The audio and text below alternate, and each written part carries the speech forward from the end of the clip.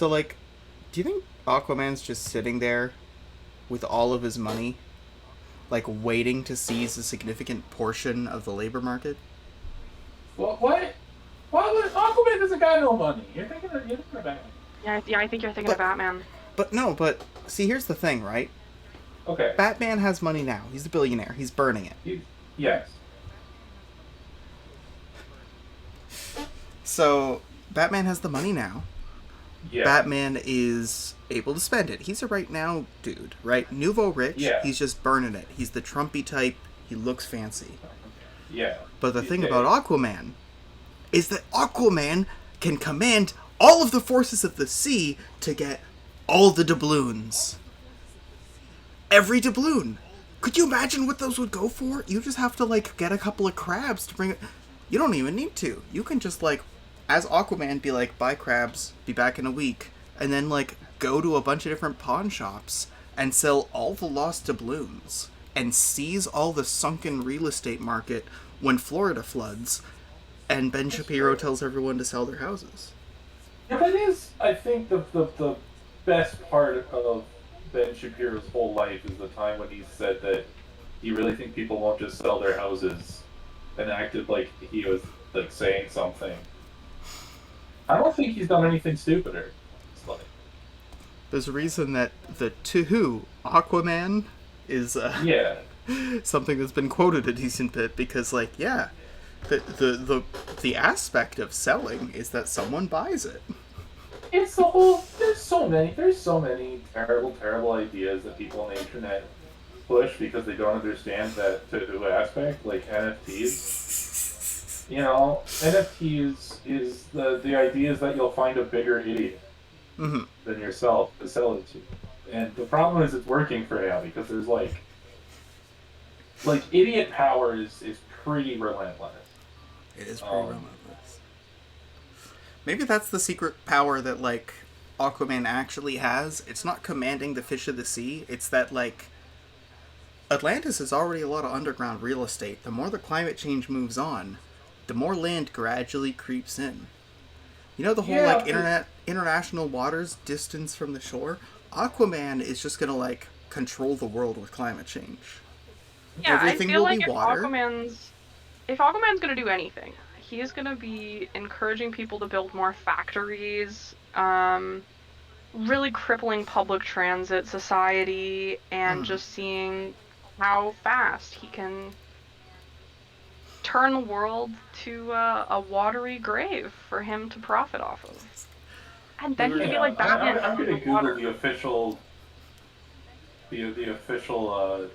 Aquaman's view on climate change. Do you think Aquaman wants the icebergs to melt because then there's more water? I'm No, pretty he sure. likes the fish. I'm pretty Like sure fish. canonically Aquaman is, like, super environmentalist. Yeah. Yeah. Because even though like the fish are his bros, Mm-hmm. like the land fish aren't not his bros, you know? Mm-hmm. Hmm. No, the Aquaman movie, the villain has a sort of Thanos thing going on where he's like, "Hey, the world's changing. We should probably do something about that." And yeah. Oh, that's really fun. Oh. Uh, apparently in the movie that I haven't seen, and apparently none of the rest of us have seen, uh, the King of Atlantis is the villain, and he decides that he's sick of having garbage in his oceans, and so he just makes a big tidal wave that scoops up all the plastic and all the junk and just sort of dumps it on the land. You know, That's a Chad move. Yeah, and it is a Aquaman Chad has to move. then kill him for it. I feel like Aquaman's on the wrong side of that story. Yeah, Yeah. yeah. The, man, I can't respect that Aquaman. You know what would actually seal it? Considering Disney is, like, working on owning all of, media and fiction. Yeah. Or just all of it, just everything. What they have to do is they have to get the Pacific Rim universe to interact with the MCU, because basically that gives Aquaman a job. Like, Huh. imagine, because all that the Avengers do is, like, oh, there's a bad guy. Oh, there's like a superhero, but he's not us. Oh, we're fighting Yeah. each other, but then there's a sky laser. Oh, there's a land kaiju or an air kaiju or a space kaiju or a purple snapman kaiju or a time kaiju. You just I need don't- ocean kaiju. How many? I don't know what Marvel movies you're watching that have all these kaiju in it. Usually it's just like a guy with the same powers as the guy we're talking about. The first Avengers, it was all like weird space kaiju. They went and they were guess like, so. it was in the last 20 minutes and it was like predominant noise. But also, I I have a realize question. I'm putting Aquaman in the MCU, but we all know that like DC's being bought. It's I wasn't gonna say it. I was gonna let you have that. like there's a bunch of smaller comic companies like Image and Dark Horse, but like Marvel isn't buying Dark Horse, Disney isn't buying Dark Horse. Disney's probably gonna get DC because DC clearly doesn't know how to make their own movies. Doesn't it's very fun. doesn't Universal have DC?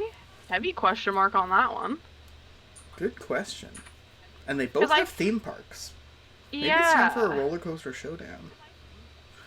Anyway, speaking Well, I of mean- speaking of showdown, you guys ready for the clipboard? I do want to say just the one thing is that Disney fucked up so very hard and bad by not giving J.K. Rowling a train, which is the only reason that she left and went to Universal with her cool theme park, and like that's the only reason anyone talks about Universal parks anymore. Like, That's what she really is. As a TERF, she's a train exclusionary radical feminist. yeah, I think that's maybe the best joke anyone's ever said about J.K. Rowling. We don't like her on this program.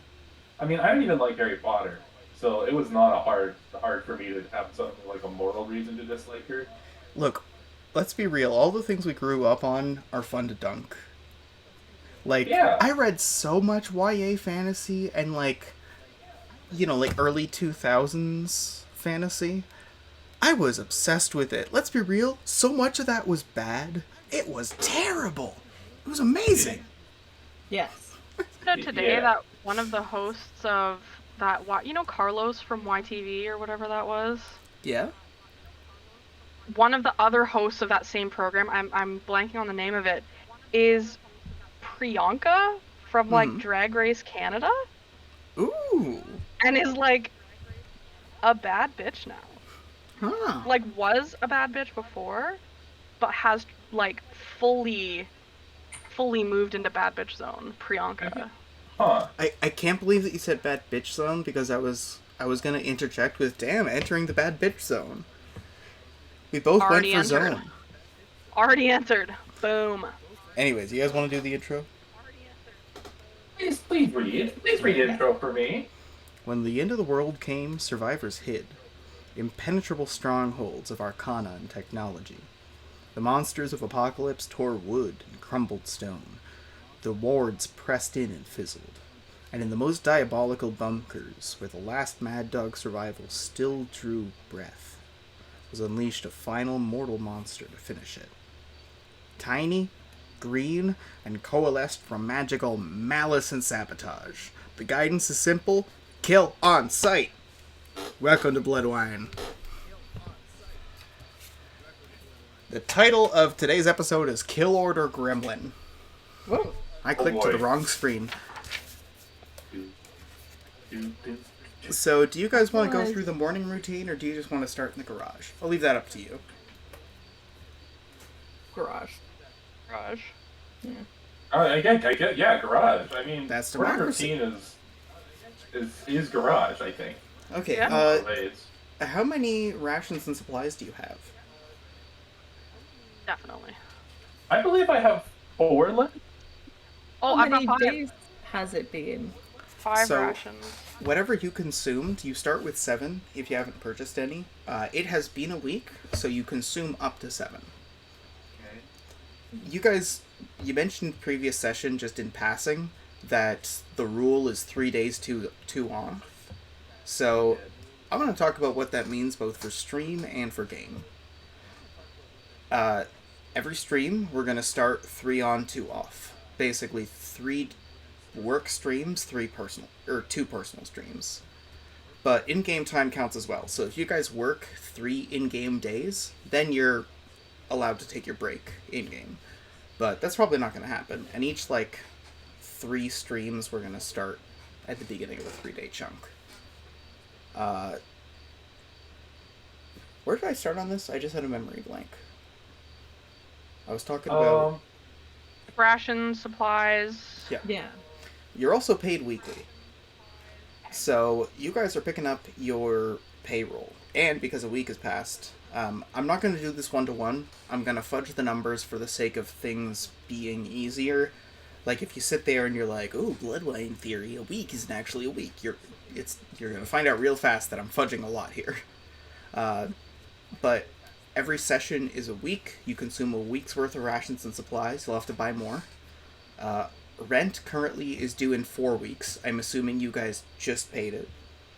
And as you come in to the garage, you are expecting payroll from Wanda. How much is a day's supplies and rations again? 5 coppers. So if you already ate, which presumably based on the 4s and 5s you did, then you more or less just ate the last frozen microwave meal that you had. Yeah. Gotta go shopping. What'd you say, sorry? Gotta go shopping. Grocery store time. Yeah. Yeah, it's not, I mean, we're getting paid. We're Yeah. out of food. That's really the onlyest option, I think. Mm-hmm. Yeah, there's some supplies that we should probably purchase, you know. Mm-hmm. Rope comes to mind. You medical supplies. Cue your way in after you get waved in. You're waved in one by one into the office as Wanda does payroll, just in case there's anything personal that needs to be taken care of. In the back, you see that there's rows upon rows of just labeled little glass boxes. When stuff says in case of emergency break glass? Yeah. What these are is what the monster service uses for disaster response. Anyone who signs up gets one of these for free. Wanda makes them with the help of some other people in the garage. And basically it's there's nothing in there, it's just in case of emergency break glass, and when you do it, smack, then one of them in the back of Wanda's office breaks at the same time, and it's labeled as to where and when, and whoever's on dispatch goes right now. So you see basically just all these just a couple centimeters by a couple centimeters, tiny glass boxes with labels all along the back. Some of them still need to be replaced, it looks like, but it's not necessarily due to a lack of maintenance. It's just you go through enough of these in time that you have to go through the trouble of getting a new paint ordered and all that sort of stuff. So some of them are out of service. Who's first for payroll? I'll go first. Hey Diesel, how's it going? Come on in. Oh, it's going quite well, thank you. Anything you need to talk about? We're gonna do work assignments soon. Starts counting out some coins. Clink, clink, clink, clink, clink, clink. Nope, I'm just excited to get my money so I can purchase supplies to save people. Oh, good. Are those personal or work expense? Because I know you're new to this, but Allied Independent, the whole idea is we pool resources and take the extra money. So, do you need anything? Right, you see, I have my work saving people equipment. But what if I have to save somebody while I'm not on the clock? Well, as it happens, I know that recently you had that road contract. I was going to bring it up at the next meeting, but if anything comes up that's not part of our service or that hasn't already been paid for, anyone who isn't signed up, you can do it. You just have to make sure to get paid like you're an adventurer. So, I know for a fact we're sending you down the road, unless you oppose it, but that comes later with Uncle.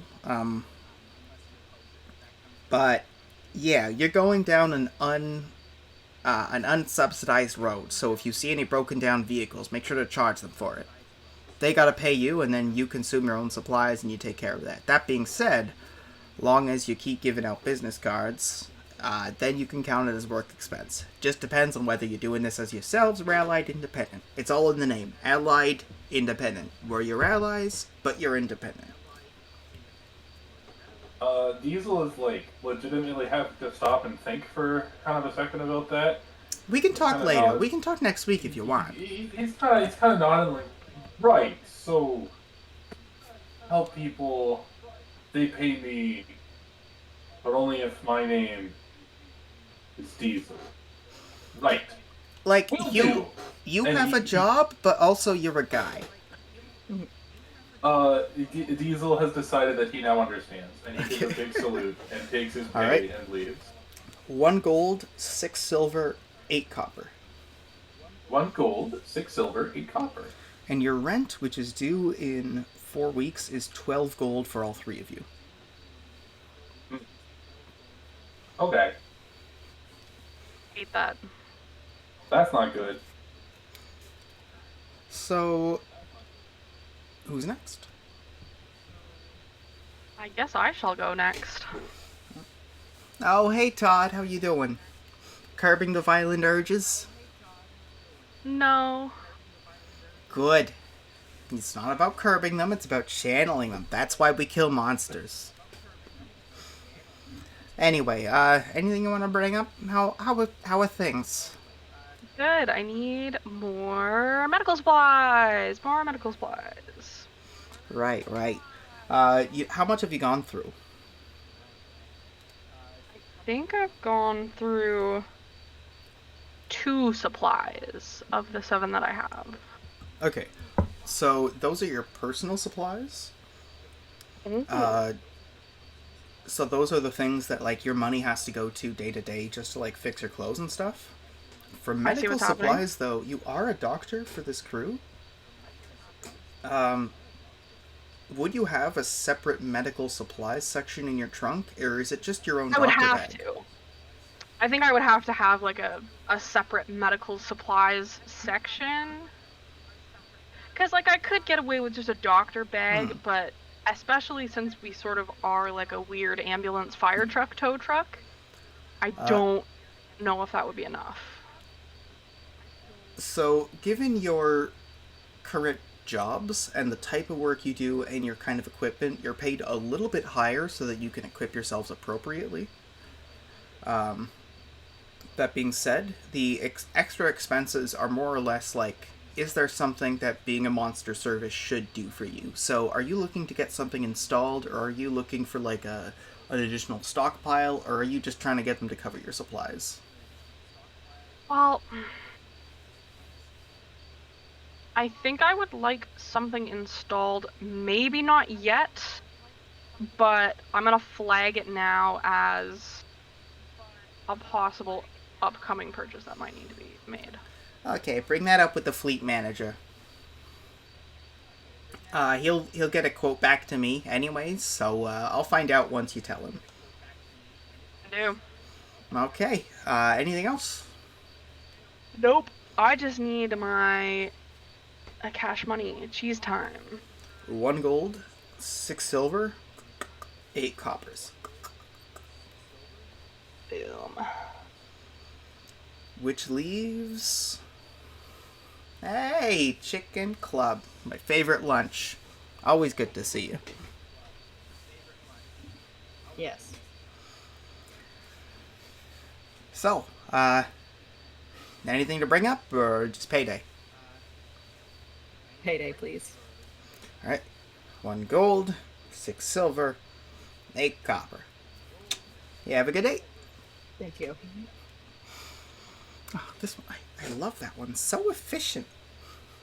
At this point, you guys are milling. There's a bunch of other people in line to get paid, and they want to make sure everyone's ready for, like, the debrief.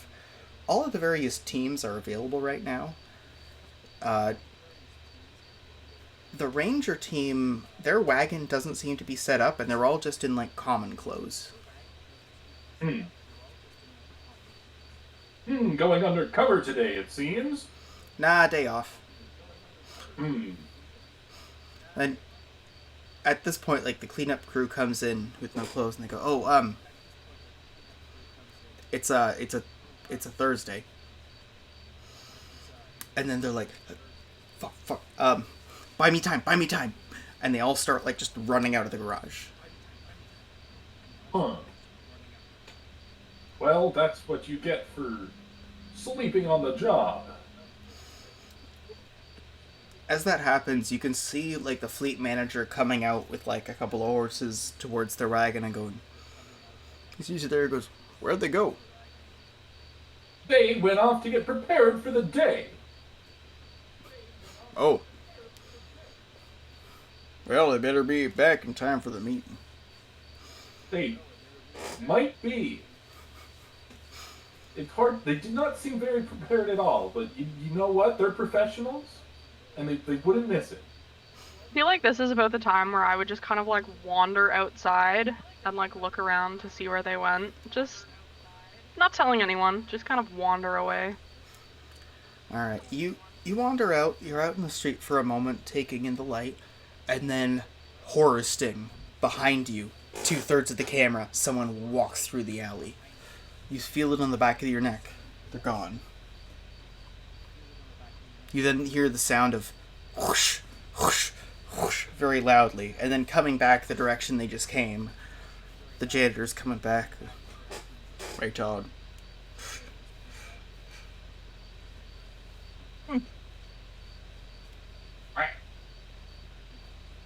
What? I said, hey. Hello?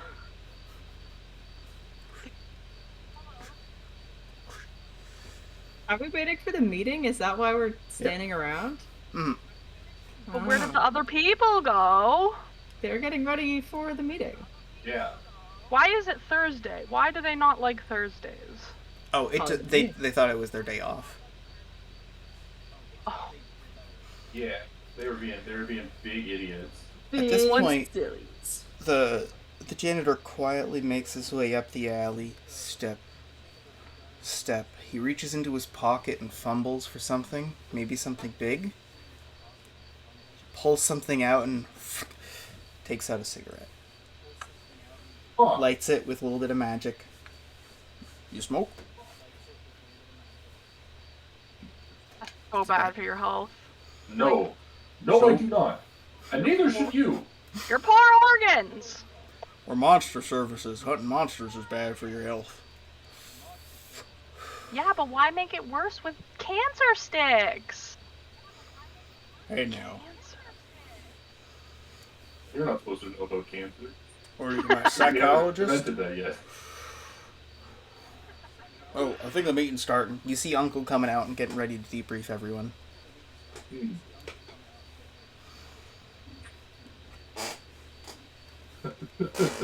Is the janitor still smoking a cigarette? Yep. I feel like I'm just gonna make direct eye contact with the cigarette, not with the janitor. Okay. With the cigarette. Interesting strategy. You watch Because as I'm making almost eye contact, but just far enough away to make him feel a little bit uncomfortable. the swiftness and speed with which this guy flicked open the pack, took out the cigarette, and the deftness and timing, which flicks off the bit of ash. Want to give me a roll? Or are you just taking in the information? I'm just taking in the information. A precise man.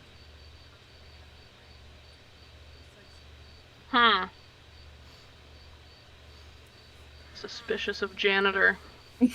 Uncle speaks up and goes, alright, we got everyone? Oh, Yes! I think we might be missing our local dispatch team there.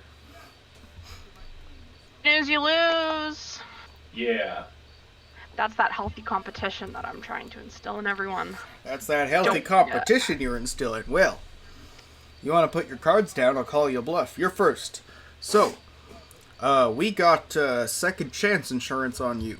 There's a hamlet about halfway up to Spruce Rock. There's some adventurers who have trapped... bad news, it's a gremlin. There's a bit of a grumbling, especially from like the cleanup crew. Firehouse 4 are a little annoyed by it, but It's just one. They trapped it in an old barn, so it's already contained. They just need backup to kill it.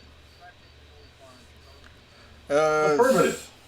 Who's next? Firehouse 4. You've got a building inspection from gestures towards you guys.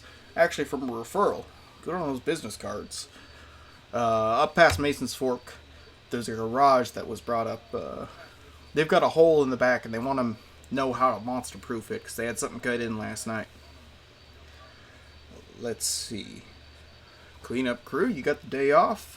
See you in a couple days. You picked up your pay, right? You know, anything you need to think of a no? He goes, all right.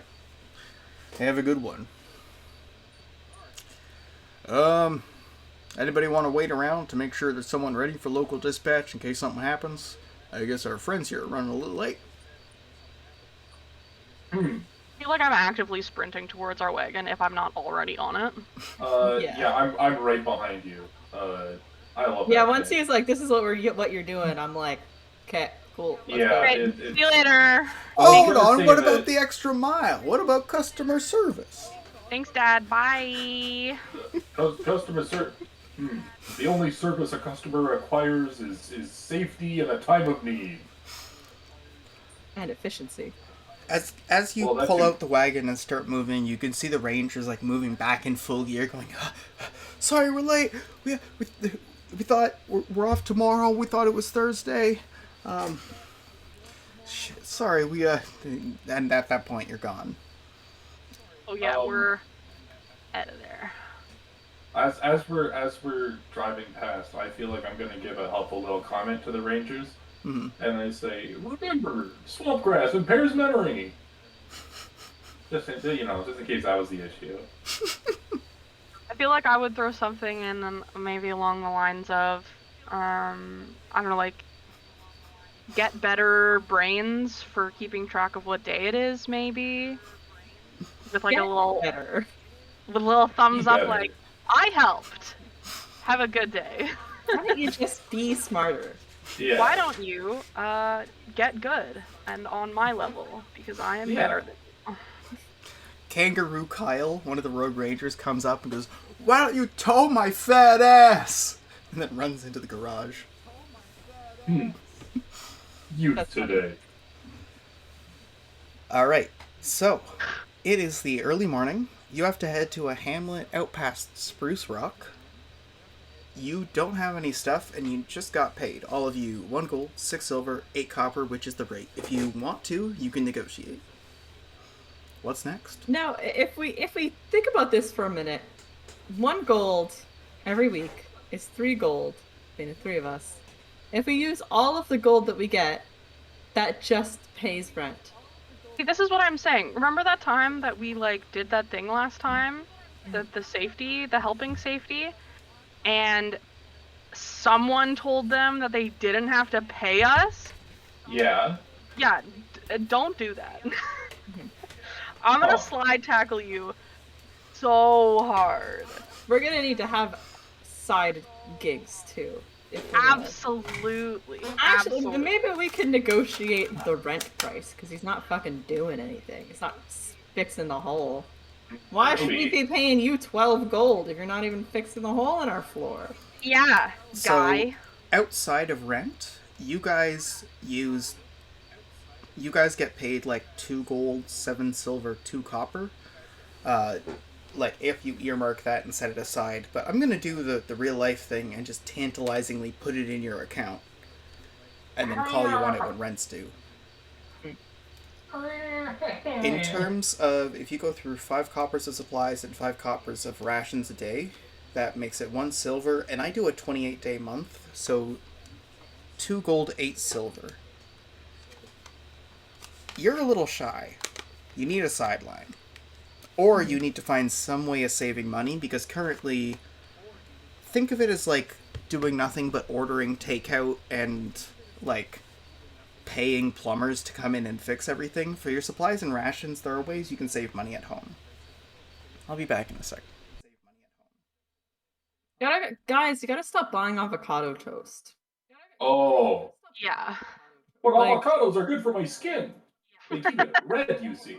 the avocado toast and the Starbucks every morning. This is really Yeah. cutting into Yeah. your budget. That's why you Yeah. can't afford a house, you freaking Yeah. millennials. Rent being 2/3 of your income is actually like totally fine and normal. Yeah. And you gotta Actually, a stop. little bit reasonable. I think you're saving. Like, I'm being really kind to you by not Yeah. making you pay more rent. So Yeah. So you guys gotta stop buying so much avocado toast. It's just Just yeah. No, you're clearly just greedy. you're right. I don't know who you are in this bit, but you're man. You make a good point. I like I feel like we have synced up to be playing different, but also the same as each other characters in this okay. bit. Yeah. So like me I'm and Chelsea are on the same page. I'm playing the Canadian landlord. Oh. Being like, yeah, Yeah. no, your income is actually supposed to be like, you know, you're supposed to make 3 times your rent in income, but Absolutely. also the rent is like $1 billion a month. So like, and minimum wage is $2 an hour. So, Yeah. figure it out. Yeah. Or Like figure it out or die. Yeah, or die. You could live on the street. That would be cool. experience some homelessness in your spare time. Really Yeah. good for the soul. Really saving on the rent by Yep. being homeless. Yes. Yes. Yes. Yeah. So, In that case, if you really did want to, you would still have to have a Pine Watch address to be employed here. That's not their choice. That's up to Pine Watch and their authorities. I think we should go after the landlord. Yeah, I think we should cause some problems with our living arrangement. Well, hang on. Well, like I know what you're saying, but Not right now, but in No, the we've got future. work to do right now. We have 2 full off days to just really cause some drama, you know? Yeah, right now we have a job to do. But later, I think we should start stirring some shit up. okay. Absolutely. I don't want to cut out my avocado toast. No. Right. Avocado toast is the only thing that sustains my soul at this point. Yeah, Yeah. that's the only thing keeping me going. See, everyone talks about avocado toast like it's this grand, like, obsequiously fancy toast. No one's talking about the fact that, like, we're a generation of people who are putting, like, a protein-rich vegetable on bread and being like, dear God, I hope this feeds me until lunch. Yes. Like, an avocado toast is not luxurious. It's just No. a weird grocery economy, and that's actually, like, a way to protein pack. Yeah. You need It's it. not luxurious. Everybody knows it's not luxurious except for, like, rich boomers. Yeah, meanwhile, they're like, luxury, ridiculous. And then they put, like, a $4 worth of, like, bacon, eggs, hash browns, fucking... Yeah. And then they don't tip their server. Never. Of course not. That's the funniest part. Because Yeah. to get a tip, you have to, like, suck their dick and give them a bit of an under-the-table hand job, right? That's real service from back in That's the day. real stuff. Hang on. Sorry, I'm working out the logistics of what you described in my head. So, your head is above the table. Yeah. Your hand is below the table. Wait, sorry. Let's... I'm used to, like, doing the theater of mind combat, so let's put the physical space in play. What's the situation? Okay, so Because the restaurant, I heard under-the-table hand job. the patron Did I misspeak? the patron is on square. No, you just said you had to suck his dick and then give him an under the table hand job. So I'm trying to work out like.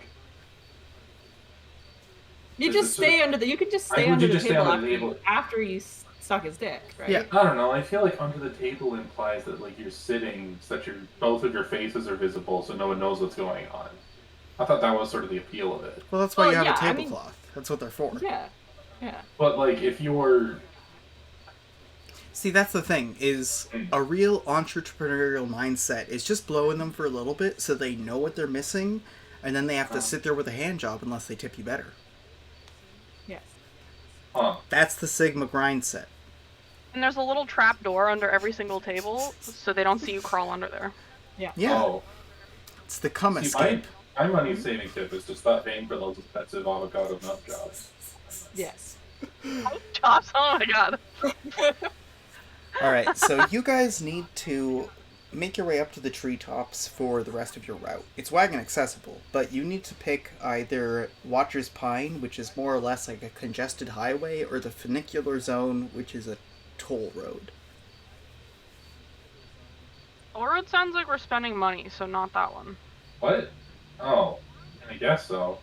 I'm not gonna take the 407 if I could just drive a little bit longer for free, you know? Yeah. Like, if it's not actually that busy on the 401, like, why would you take the 407? Like, what do they think? I'm made of money? Yeah. No. Okay, this is... Okay. I was super spiteful. I have to travel for work, and I work for a parent. So, like, I'm borrowing my mom's car to get to work, and it has, like, a 407 transponder, because we repeatedly go back and forth. And I'm being told, like, don't take the 407, and it's like, oh, well, you get to take the 407. Cruise until it becomes the 7. Yeah. I have to sit here in the 401 with all the rest of the rabble. Yeah. With all the other poor people. Yeah. I was on the 403 out to Burlington because I had to drop something off. And there was like a chicane. You go one way, it goes like down sharply, you turn the other one, and there's a bunch of like visible dents where cars have gone too fast and bumped into the railings. Yeah, it's like, it's weird. Are you guys familiar with the road into Burlington? Like, it goes weird. Kind of. Yeah, vaguely, Okay. yeah. Okay, so you go in, and there's a bunch of overpasses and underpasses, because Burlington is kind of off to the side of Toronto, and there's way more traffic going through than there is going in, and they just kind of dovetail in. So you have to go, like, and turn down, like, under a bunch of highways, and it's got a bit of, like, a little S. The way the 400 series highways are built in Ontario is they have a very faint curvature when you make a turn, which is why they're able to get away with higher speed limits. So, like, it's just this one spot where, like, it says 100 and you should go 100 instead of everyone on Earth going, like, 20 kilometers over the speed limit. And I'm sitting there turning, and, like, I'm a responsible driver. I'm sitting there on cruise control to save fuel, but I'm like, this is a bit fucky. So, you know, you tap the brake and you slow down a bit, and then suddenly it's like, oh, this is like a fun turn. The 401 doesn't have fun turns. It's not supposed to have fun turns. No. No, And the then I problem with a fun... Apparently they're raising the speed limit on all the 400 series highways by like 10 kilometers an hour, which, like, is fake. But Nice. So it's gonna be everybody's gonna continue going 120. Or start Or going 130. 130. Yeah. I think we're Start gonna go going 130. Like, Yeah. Today, I was driving down, I think it was the 400. I was driving down, and somebody, like, pulls up behind me. I'm in the left lane, because I'm passing a slow guy. I'm in the left lane. Somebody comes up behind me, flashes their lights at me. Yeah. I'm going 130. It's like, I would- excuse you? It's How fast do you wild. want to be going? Like, if here's the thing. When you're going down the 401, you pass like 10,000 cars. Statistically, how many people are on cocaine? You're gonna meet that True. person. Like, 'Cause Oh, it's yeah. like, Chelsea, Yeah. you know this about me that I'm not lying. That, like, I would have killed him. He legitimately flashed his lights at me. Like, it was broad daylight, and Yeah. flashed his lights at me. Yeah. I was going 130 in the left lane. Yeah. And it's like, how fast do you want to be going, my dude? Like, What a Man. fucking like that's when, cross-drawn like- your bullpup pistol and quick draw the Yeah. fuck out of Yeah, that guy. like, that's Yeah. when, like, aggressive driver Ray mode engages, and it's like, oh, this is the activity that you would like to be doing this afternoon. Oh, like, here's the I see. problem. Here's the problem, right? You guys have seen Gabe when he gets argumentative yeah. and, Yes. like angry. So Uh-huh. Gabe getting road rage is like everybody in both vehicles is gonna be dead by the time this is over. Yeah. The funniest Like, thing say- about Angry Gabe is that whenever it's a really serious situation and you need to be an adult, you're an adult. Yeah. But it's a little thing that will make you go fucking apeshit. Yeah. Gabe will go full rage mode over things that don't matter. Like, Yeah. we're not allowed to talk about Snape. because Yeah. like Or peeing in the shower. or peeing in the Yeah. shower. There's just Or topics. crossing at a crosswalk without the crossing sign. Oh, that It's sucks. the I hate that. it's the Monarchy. liberty to have a Yeah. controversial opinion, where it's like this is the Shark Tank, this is the fuck Yeah. zone. So And you never know what opinion is going to get you into the shark zone. Like, there's a couple that have Yeah. kind of been pre-flagged as shark zone, mhm. Yeah. but it's so unpredictable that Yeah. you just... It's always weird shit too. Like, oh my goodness. Yeah. Yeah. No, I'm working on it. Yeah. No. The thing because- is, you're perfectly reasonable when it comes to serious topics. Yeah. So it's like, Like, I can't control it. I just, like, I don't think it's important until I'm like, oh god, I've gone too far. Put down the knife. It's like the first question is, are the chips down? When the chips are down, you're a reasonable man. But if the Yeah. chips aren't down, I will kill you over whether or not Severus Snape is a good man and deserves redemption. You know? Yeah. Yeah, exactly. Like yeah. like you're in jail because you killed 3 people. We can talk about the ethics of what it means to have done that and to live on with the criminal justice system. Yeah. Yeah. You're going 130 in the left lane, motherfucker. Yeah.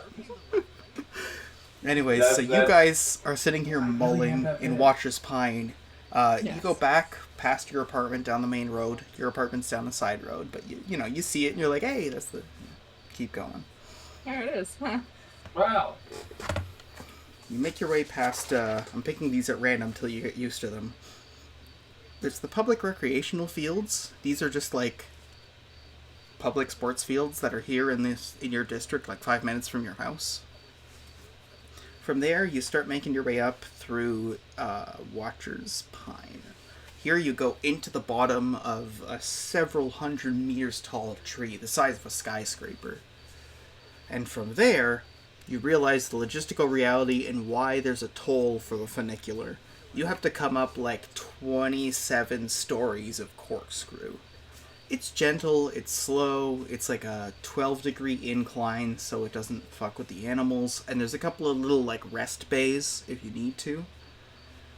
This whole place is built with druid magic, like hundreds of people working in entire work crews to get this built. This has been not carved out of the tree 100%, but the way they do it is it's a mix of carpentry and masonry and just druid magic. They make the wood grow into the other wood and not together for big sections, but it is just as easy for someone to go in, stick a nail to a tree, and then hang up a fence real quick. So there is a fence along the edge of the ledge, but you're in kind of like a grown-out corkscrew in a hollow section of the tree. There is a central pillar for structure that periodically comes in, but right now it's like just a long, slow climb up. Alright. Well.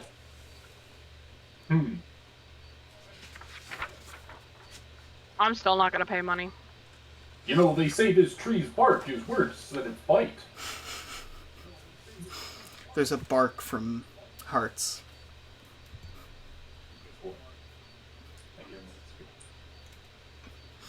Like, I feel like Diesel is the kind of guy that when he plays with his dog, he grabs the dog by, like, the upper jaw and just kind of, like, plays dog with him that way with the dog's face. You ever seen someone do that? You know. It's like, it's The a big dog- dog. You can't do it with a small dog. It has to be a No. big dog. It has to be big dog, but like he kind of goes to like kind of chomp on your hand just like very gently and playfully, and then you grip his upper jaw, and then he pulls and you pull back and you kind of go. "Arr."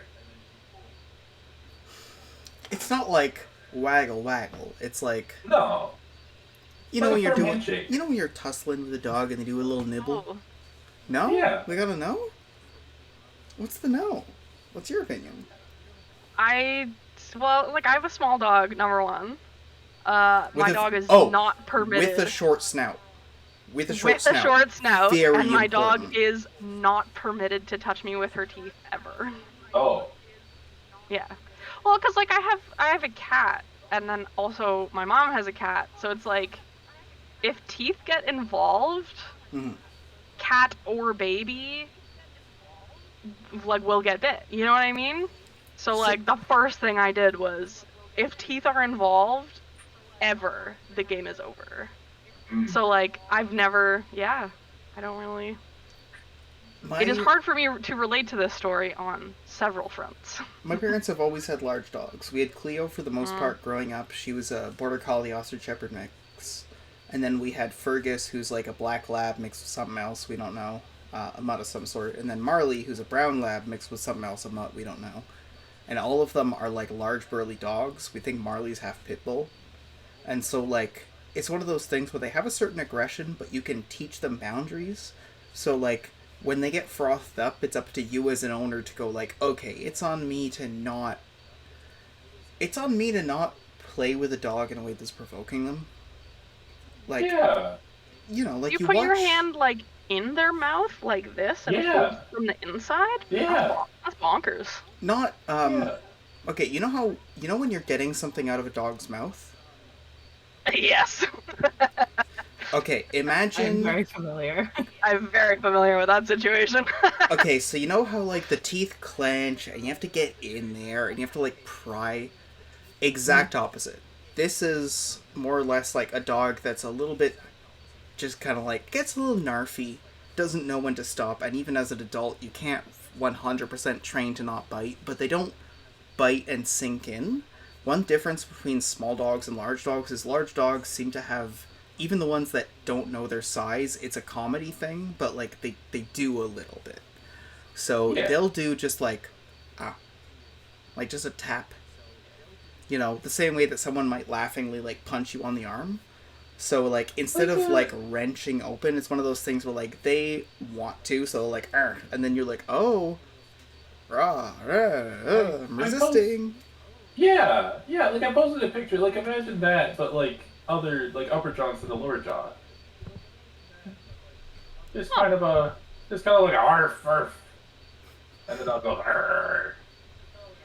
Yeah, like Yeah, it's like a very gentle tap. But like the red flag is whenever like a dog starts, like it's the difference between passive pressure and active pressure. You have to make sure that they're not like biting on you. yeah. The dog ain't bite. Like the dog ain't biting. The dog's just kind of having a bit of a nibble. One of these days, I'm gonna get a huge dog. I love big dogs. Yeah, yeah. There's a dog that lives in my apartment building that is, I swear, like 160 pounds. It's gigantic. It's God. What kind like, of dog is it? I have no idea. It's huge and fluffy and black. It looks like a Newfoundland, but fluffier. Hmm. Suddenly, as you watch a passing dog in a car, you finally get to the top of Washer's Pine and you're out. Here, you are right next to Burnaby Hall. It's a major feast hall here. The same way that, like, Western has a great hall, or, like, you might have, like, a church basement that's used for events. Like, this place is open unless it's rented. From there, to make your way along to the highway, you need to make your way along the Traders branch through the Merchants branch. Sorry, through Traders Oak, and then you'll get onto like the main road. Is there anything you need to do in town, or are you just sitting there waiting for the traffic to go? Um. Well, I could pick up a few things. Yeah. Okay. You're going to be by the Trader's Oak, which is like manufacturing and artisans and warehouses. One of the central. There's three big, like multiple 100-meter tall trees, like the width of like 7 highway lanes that are the core of Pine Watch, and then you guys are part of the like ground level. This is one of the further ones. That's where that happens. Between the two and like the one in the middle, there's a bunch of branches that interlock, and those make up the densest part of Pine Watch, which is the like that's the Merchants branch. Yeah. As you get out there, you can see like You know when you come off a highway directly into, like, dead downtown? Oh, I hate Like when that. you're going into Yorktown Mall? It's one of those. You have to take a left or a right, you have to take a right, and then you move forward, like, halfway along the turn, you have to slow, and then you're moving, and then you have to, like, really get the ox to move, so you're really going, and then you, like, pull ahead of someone, and then you have to slow and brake. It's frustrating. There's 1,000 little offshoots, but you stay along the main road for a while. What are you looking for? Grocery Oh, store? I'm looking for. See, I have a like a crafting skill, and the fact that we don't have any money makes me think that maybe my side gig could be making stuff. Alright. So, and it helps with my job of rescue people. So I'm going to get some I mean like miscellaneous gears. Um, but mainly like I want to make that fire putter out grenade. Okay. So So, component for that. you're trying to focus on your destination, you pass by some things in Trader's Oak. The travel this time of day is a little bit, congested. You pass by Birch Tree Pizza, you can see the Bent Coin Inn. There's the public low gardens that you can see like close to the bottom when you look like over the side rails. From there you see like there's the Cold Bowl, there's Flash Cooking, the Hanging Bulb Hotel, the Acorn Amphitheater, all the big centers of town, and then finally you go down a couple of spirals to where there's like side branches. Here in Watcher's Pine is called that because it's like the city watch is built out of it. It's a defensive structure. The other ones are built differently, so there's side branches, several levels up. There's like off ramps you can take to lower sections. In the Merchants branch, it's all warehouses that are built like on big clusters of branch that kind of cradle them. As you make your way to kind of like the parts trade section, it's a little run down, but it's broad, like the sign of the kind of economic activity that's not existing businesses thriving, it's new businesses starting. This place looks dirt grungy, and it looks great. It is really going. As you make your way in Alright. for your stop, it's getting a bit closer to late morning. It's tough getting through the city in a timely manner. There's a couple people coming and going. What are you looking for? Alchemical reagents, metal parts, wooden parts, Um, so manufactured definitely sections, like canisters? definitely bits for a timing mechanism. Like I want it to be like you hold a pin and then you throw. Um, like and yeah, I guess alchemical stuff if they have it sort of create like I'm not an alchemist, Hmm. so I'm looking for like Like end user alchemy. yeah, like like I believe in the modern age we'd call them chemicals. Hmm. Like I want chemical that makes things explode, and I want chemical that makes things not be on fire, and I don't want to combine them so that I get a thing that explodes and makes things no longer on fire. Alright, you make your way up to the Pine Watch Modular Alchemical Company. This Ooh, is a group of like hundreds of alchemists who work together to mass produce potions, poisons, and bombs. The way they work is they make pre-built alchemical fuses, and they like the way a Keurig does. You need their bottles to go to their fuses at the right size. But these people can sell you any potion you want to connect to the central fuse, I like these guys. and they make delayed fuses. Cool. So, do you want cold or water? Or do you want an Um. alternative type of fire suppression? What are you looking Oh, for? I want. Okay, so here's what I'm thinking. Big foam, big expanding foam. Cut off the oxygen to the fire, but if there's like a dog in there, the dog would just be covered in foam. You know what I'm Hmm. saying?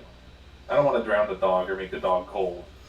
Okay, Um, foam is one of their disused products, but they're big enough that it's one of those things where, like, they won't sell you one, but they'll sell you a pallet if you want it. You just need a place to store it.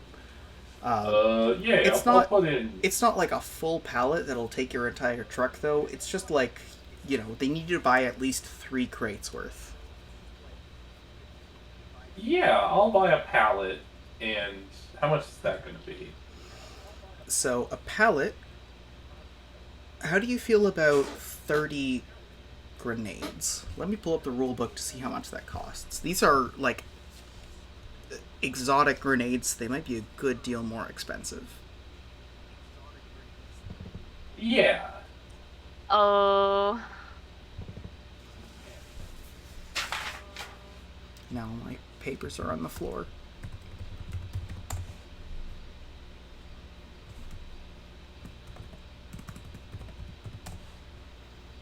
Let's see, I've controlled F bombs. Here we go. Should be in the equipment section. There we go. It's atypical, so it's 8 coppers per. So, how many do you want to buy? So 8 coppers per. Well, I want the ingredients to make them. Is kind of what I'm thinking.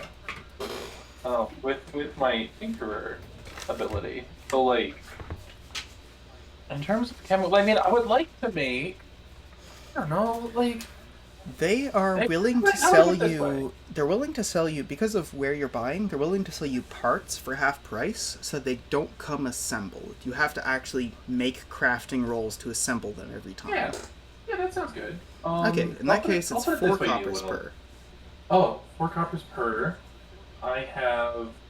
I have 5 gold extra, and I'm willing to part with. Take out of that, like 2.5 gold. Is that enough of a purchase for that to be like, okay, that sounds reasonable? That's actually a lot. For 4 copper, 100 of these is 4 gold. So, like, 1 copper would be 25. 25 foam bombs. So you could be really liberal with them. Okay. If you got 10, that would be 4 silvers. Good old metric coin. Fuck J.K. Rowling, that's how you do it. Metric. It's all 10s.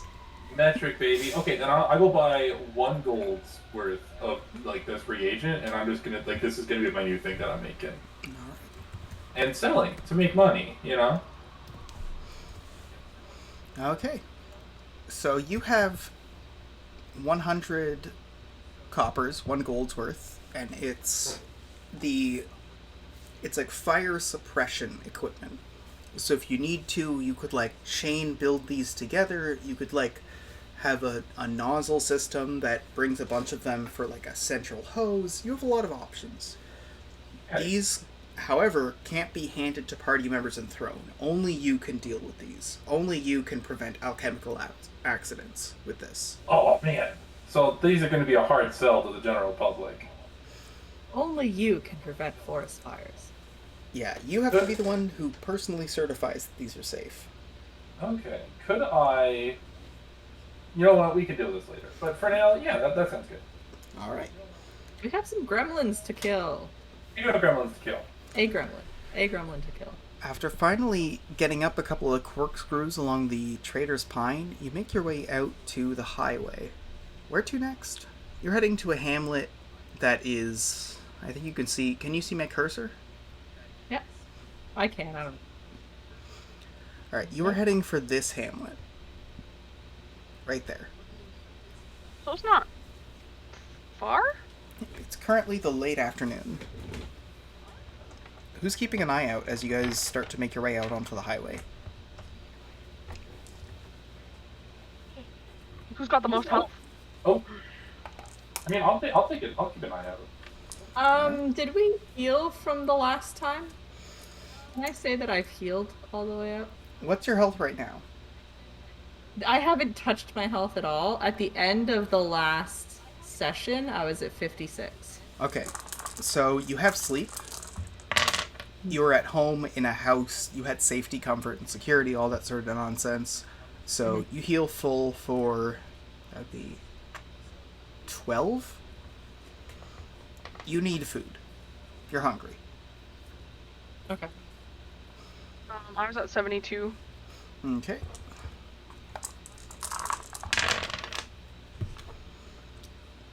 You heal 10. I was at 118. Except for I'm a red torque with the Juggernaut benefit, which means that my ready tired threshold is 160. Alright. You guys need to, like, stop and rest. Yeah. You gain 14. Yay! So, as you're keeping an eye out on the road, you make some reasonable progress. Traffic is moving well on your way out. The location you're heading to, I'll use the knife pin here, because you have something to kill. It's right there.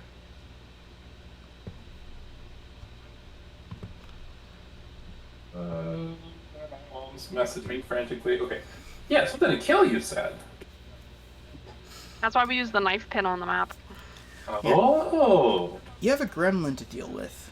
Yeah. Roleplay moment, in character. Would any of you guys dealt with these before? I've mentioned them in passing, like twice maybe, in previous campaigns. They're not something I've expanded upon at all. Are they common? They are uncommon, but global, if that makes sense. Like, Yeah, you can find one anywhere, but you're not likely to. yeah, but like, it's one of those things where, like, the same way that, like, a lot of us grew up being afraid of quicksand, like, you know not to fuck with gremlins. They're... Colloquially, you may call them demons, because the way the world works, there used to be an apocalypse. That happened like 3,000 years ago, and a lot of like beast folk came after the apocalypse, and you've built a society in the past 3,000 years. But even then, you built that society in the context that the previous apocalypse unleashed all kinds of nonsense. There's planar magic, so there's mortal creatures, which is where you're from. There's celestial, there's demonic, and there's dark. Gremlins are mortal. They are effectively, you call people from the demonic plane demons, but like colloquially, they're demons of change. They existed because of the apocalypse. They're monsters that were made by it, and they magically embody malice and sabotage.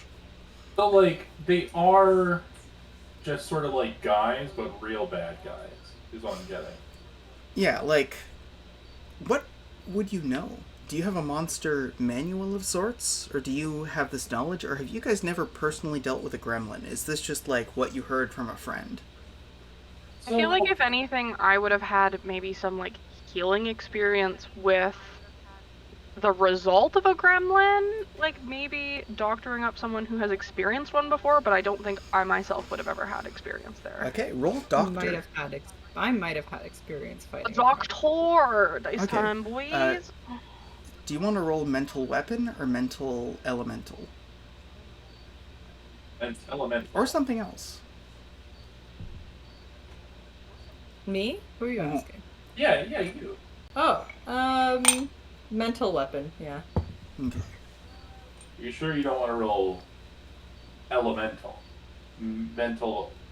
Elemental. Mental weapon and mental elemental is the same roll. Oh. 13 Well, don't I look cooler? for doctor. 13 for doctor. Which is hot garbage. I rolled like poo! It doesn't typically roll. I think it just kind of lands there. You had to pull a bunch of nails out of a guy once, and you didn't believe it, but they said it because of something a gremlin did. What was I got a 14 for 14. the mental weapon. Your instructions have more or less been you hold on to a gremlin for dear life. They have like a pull once you pin them. Like they're really strong, but as long as you have a hold, they can't teleport. As far as actual physical creatures, they're a foot tall, they're little dobby looking fuckers but green. You can just whack them with a hammer a couple times and they're dead. The problem is that they're super fucking devious, and they're deeply magical creatures. Okay. I don't know anything about goblins or gremlins, but I do know that if they're gonna hurt people, we should probably make them hurt first. I feel like this reminds me of that movie, The Spiderwick Chronicles, where like the goblins in that movie would make their own teeth. Like they would just like stick glass in their jaw and like and that's how they would like make their teeth and stuff. So I'm getting that vibe from me having to pull nails out of people because of gremlins. don't think that was a part of the Spider Race Chronicles, the movie that I watched, which was very bad. You might be thinking of the book or something that was, like, not bad. Very possibly. As a layperson for Diesel, you know 3 words. The same way that Okay. people are like, oh, you know, like, always, you know, like, it's up to you to prevent forest fires. The thing drilled in your head is kill on sight. Kill on sight. Yes, sir. Can do. So you're traveling. By now it's getting close to lunch. Who is keeping an eye out? I'm keeping an eye out for a place to get some grub. Am I right, boys? And we could probably heal. Okay. Yeah, I wanna heal up to full before we actually like face anything. Very good idea. Okay. You're making decent headway. Traffic's moving well. You're most of the way up to a nearby village, but you don't quite get there. You're almost there near the late morning. You've missed lunch, and you're just kind of sitting there waiting till you hit town. Around you, you are on highways built from branches bridged between trees. The druid magic bends them bit by bit, and big work crews come to make them properly join and make proper, like, carpentried access points between the branches so it's easy for a wagon. This isn't just like Tolkien elves magically making this perfect thing out of nowhere. This is like the druids made the first half and carpentry made the second. Your highways are big overpasses over hundreds of meters down to a deeply hazardous lower area. It's You're like up in if the you canopy. 3D printed a highway, but then had to, like, you know, make it usable. Yep, and then it just kept going up until it's like 400 meters in the sky. But around you, it's still kind of dim. You're close to the canopy. Above you is where all the branches go off, and the trees actually start to fill out and take in their oxygen. But here, it's almost like there's permanently an overcast sky. There's little shafts of light that peer through. Who was keeping an eye out for the late morning? It was Diesel, right? It was Diesel. You take in 6. It looks like these highways are in good repair, and that brings you a sense of safety. So who's keeping an eye out next? I'll go next. Alright.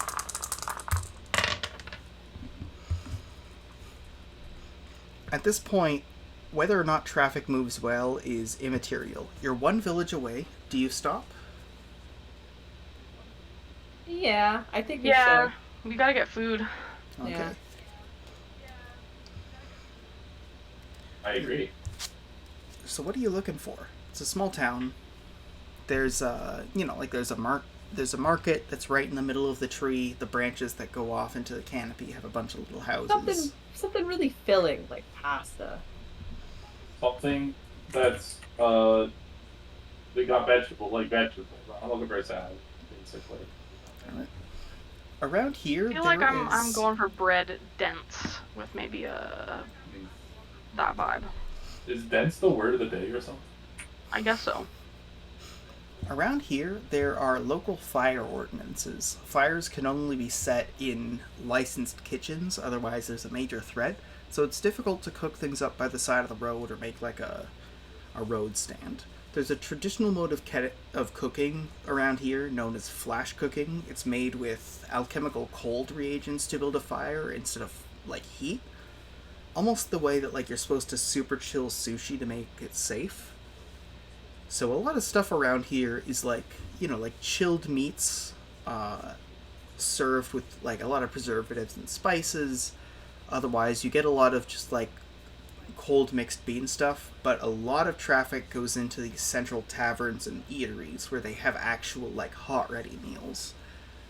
If you're looking for pasta or bread, you're looking for something cooked, which probably comes out of a tavern or someone's house. I did like the sound of that like cold bean thing though. Like beans are very hearty and soul fulfilling and health fulfilling. Like a Hey, fulfill my gazpacho. soul. Yeah. There's a roadside cart that's selling a traditional like cold bowl soup. There's two of them. One of them is for like searing little like bits of meat, almost like making sashimi, but the second that it hits it, you can see the frost go whoosh, and the little slivers of ice pierce the meat and alter its texture. Meanwhile, in the other one, there's just a quiet alchemical fire being built with a pale... Instead of a flame, the entire area just keeps exuding, like, condensation. The bottom of the pan is dripping with stuff. The edge of, like, the posts by the wagon are dripping stuff. And there's almost like a little bit of a fog coming off of it. They serve it out, and they tell you to wait at least, like, 5 minutes so you don't freeze burn your tongue. Good call, good call. I don't.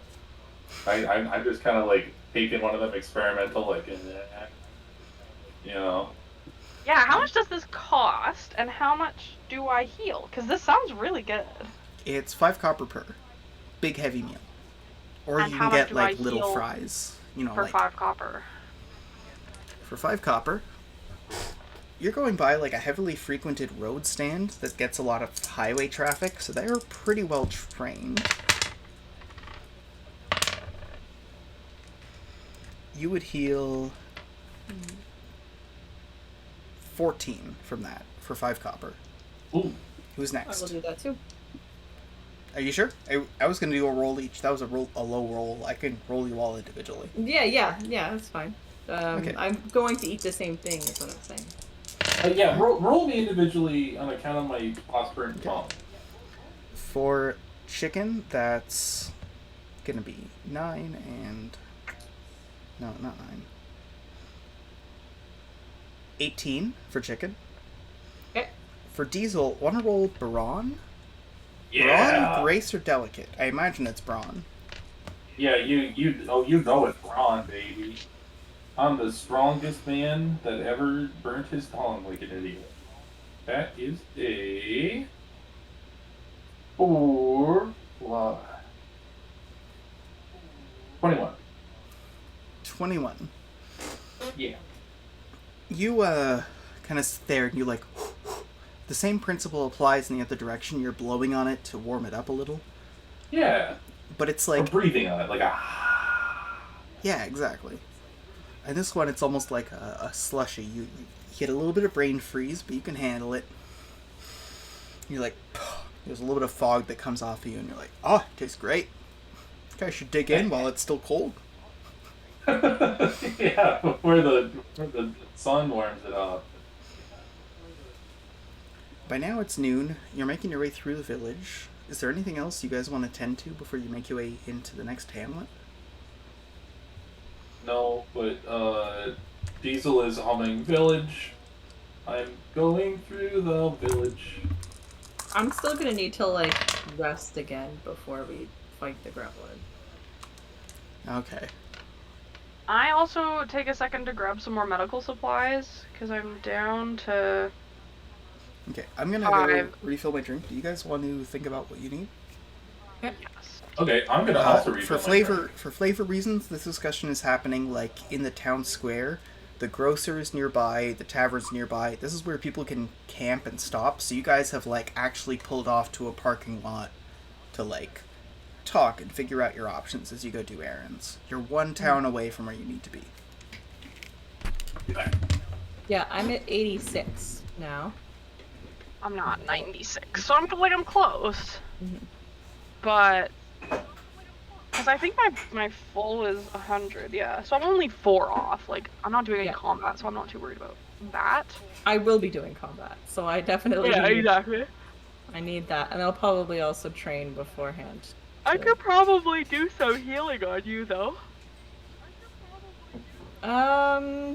Like what if we can get some? I thought you need to be in hurt to do healing from a doctor. Oh, maybe. Well, do you need to be in hurt to get healing from a doctor? Yeah. So I couldn't give my friend Chicken a nice hearty healing.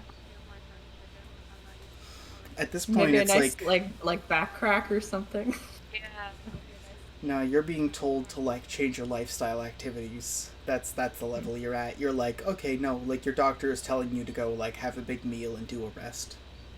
However, alchemy will heal you regardless of where you are. I have none of that. But you're in a village.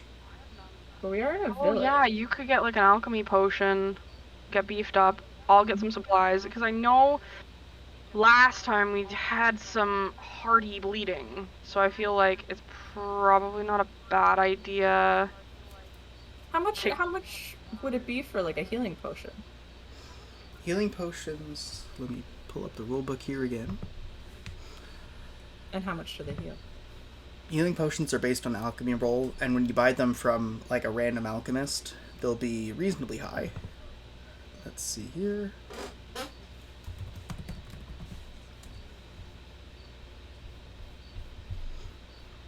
Healing potions. Actually, no. Okay, do you know how much an individual healing potion is?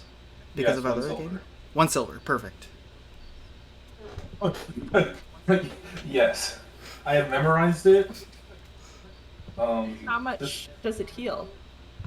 One alchemy roll. Yeah. But like from a random. Depends how good he is at alchemy.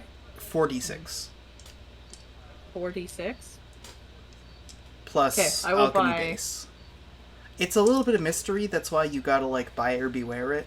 If you get a repeatedly shitty alchemist, that might be because I've quietly been rolling 2d6 because they're a hustler. You know? Yeah. Or you're not shopping at Digby. Hey, if we want to do a little bypass to Mistborn County, I know a great alchemist. We'll just go over a continent and buy our potions there. Yeah. I'm gonna fill up on doctoring supplies to resupply my kit. Okay. So I Full think 7 I gotta days? do.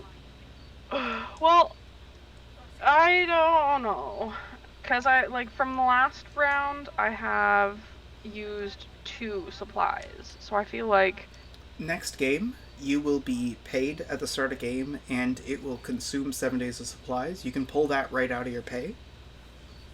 Otherwise, you could buy them in advance. That being said, with the 3 on 2 off thing, you're paid on your off time. So, I would like to. if you needed to, you could take like spare contracts on your off time. I would like to purchase 2 healing potions. Alright, it's 2 silver. Done. Alright, do you drink them one by one like shots? Or do you just I'm pack gonna them in your drink pack? one and then put one and then store one. Alright. First one is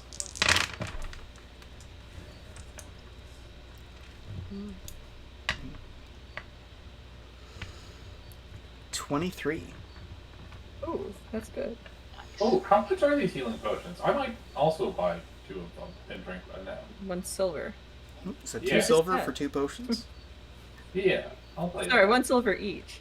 I'll do a 2 silver for 2 potions too. We're striding up to the bar. Imagine 3 people stride up to the bar. Each of them orders 2 shots. They take both shots, one in each hand. Simultaneously, they guzzle one and then put the other one in their pocket, Yeah. and then walk away. Yeah. Like, everyone else in town is like a local or like a traveler or like a group of adventurers who are like training to be you. You guys walk in with your like tow wagon adorned with like a hammer tail, which, by the way, I want to follow up on that. What happened with the tail? You guys stinky and we threw it out. I thought we attached it to the No, we back of the attached, trailer like truck nuts. like truck nuts. Like, yeah. Are any of you taxidermists? I'm a No. doctor, so probably. Is it just rotting? Are you treating it? That'll cost money. Oh yeah, like I'm going to be actively treating this thing and waiting until I can get to the point where I can like mummify style treat this thing so it's just there until we find another one. Okay, roll. Yeah, or just like throw it out if it gets too stinky. Like Yeah, like I'm flexible.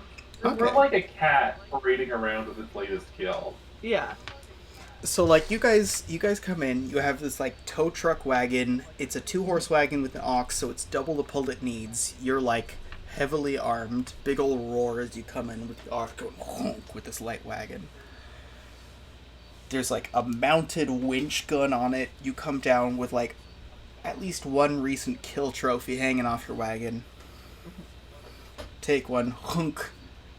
Put the other one in your pocket, wave. Next one goes hunk, pocket, wave. Last one, hunk, pocket, wave. For diesel, that's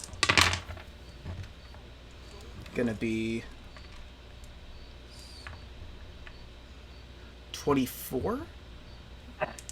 And for I'm not gonna take any of them now because I'm pretty much at full, but I don't want to die later because that's an anxiety thing that I've been having. so it's like one shot, pocket, and then Todd's just like, no, maybe for later. You hike back into the wagon and you're ready to go through the early afternoon. Cool. Is it best to fight these things at daytime or nighttime? Or does it matter?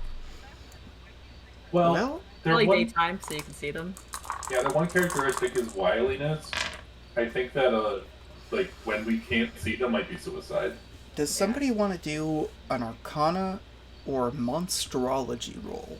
Monsterology is a very specific skill. It's monster science. If you don't have it, you can still roll it. Oh, yeah, I will roll it. Okay. Actually, oh no, I can't do that because I don't have a dot. Okay, let me roll it. What 1d6? What? 1d6 plus mental. It's a mental specialization you could take. There 9. are multiple other Wow. monsterologists you could learn from in the garage. With I got a a 9, you know this? Gremlins can turn invisible. Day or night doesn't matter, but you'd prefer day so you can see. You just need to remember you're fighting something invisible. And so if you're also in the dark, then it's you versus environment.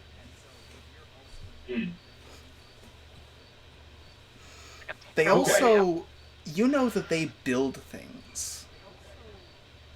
Oh, that's where the nails came from. Yikes. Oh, Okay. I bet you those lads have friggin' slingshots full of nails. So on the Just map, kick it around, you know? you make it the final stretch. You make it up to this hamlet. You're at an intersection, and there's a disused couple of branches that bring you up to where the proper section is. Meanwhile,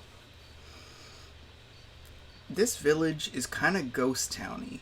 Not in the sense that it's disused. Clearly people are here, but they're trying to stay inside and keep all their shutters closed. That's the first thing you notice. Everyone has their shutters closed. No one is randomly walking around. The doors are just shut. There's a couple of guards, a couple of adventurers, and a couple of local volunteers all gathered by a barn on the far end of town. Oh.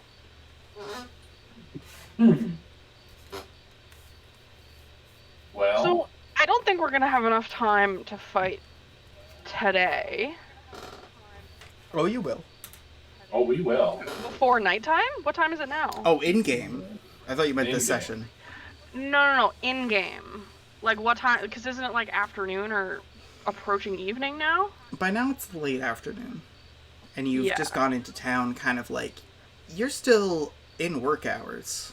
Based on the way you mentioned it last session, like, go until you go dry. Like, you could rationalize not doing the assault, but you still have, like, until dusk to prepare.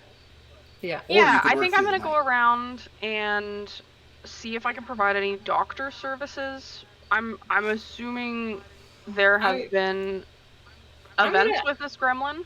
I'm gonna ask you guys, not me, to like talk to these people, see what the gremlin has been up to, what it looks like. Yeah. Would it okay. be possible to send Chicken to, like, scope out the area Mhm. while not initiating a fight? Like, kind of stay far away, but see what resources we have available to us at the site?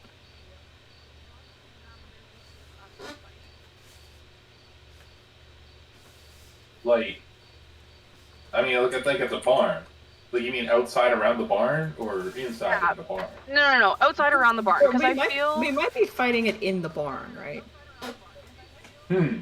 Well, I feel like that's a bad idea. An enclosed space where none of us can run makes it a Wait, lot it harder. can teleport. It can teleport. It'll just teleport away. We have to fight it in the barn.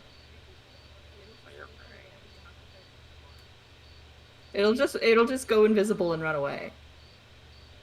No, you're so right. It's worth saying. Actually, no. Who's going where? Let's split off before you get more intel. I've told you enough. I'm gonna do some doctoring first. Okay. Want to give me a doctor roll? Yes. Gabe, I'm gonna get you to go talk to people, ask questions, see what they know. Go about the barn. 18 for doctor roll. 18 for doctor. You make 1 silver, 8 copper in like tips and donations. You do more work than you make, but like the people who give you tips give you fat tips, so it evens out. Ultimately, it's charitable work, and they are really tips, but it's easily enough for you to get by on. There's a lot of miscellaneous injuries. The gremlin's definitely in the barn. You would know if it was out because they would be bringing you fresh injuries. These things have stolen tools and used them in traps. Someone described the gremlin gluing their door shut and then making the oven explode. So friendly. Who's next? Who's doing rolls? do a roll. This You don't is have to more do of a a roll. like. You can get a superficial intel if you want to. Well, I'm strolling up to everybody. Like, I'm assuming there's guards around the barn. So I if you and introduced Chicken are myself. both going to inspect the area and you want to talk to people, you both go to the same place. There's a barn, there's local guard, there's adventurers, and there's local volunteers, all corralling this thing into the barn. Front door shut, hayloft shut, both of the vent windows shut. I've decided that Diesel refers to everybody around him as fellow heroes. He signs up and says, "Hello, fellow heroes. What seems to be the situation?" You get an introduction from a couple of people.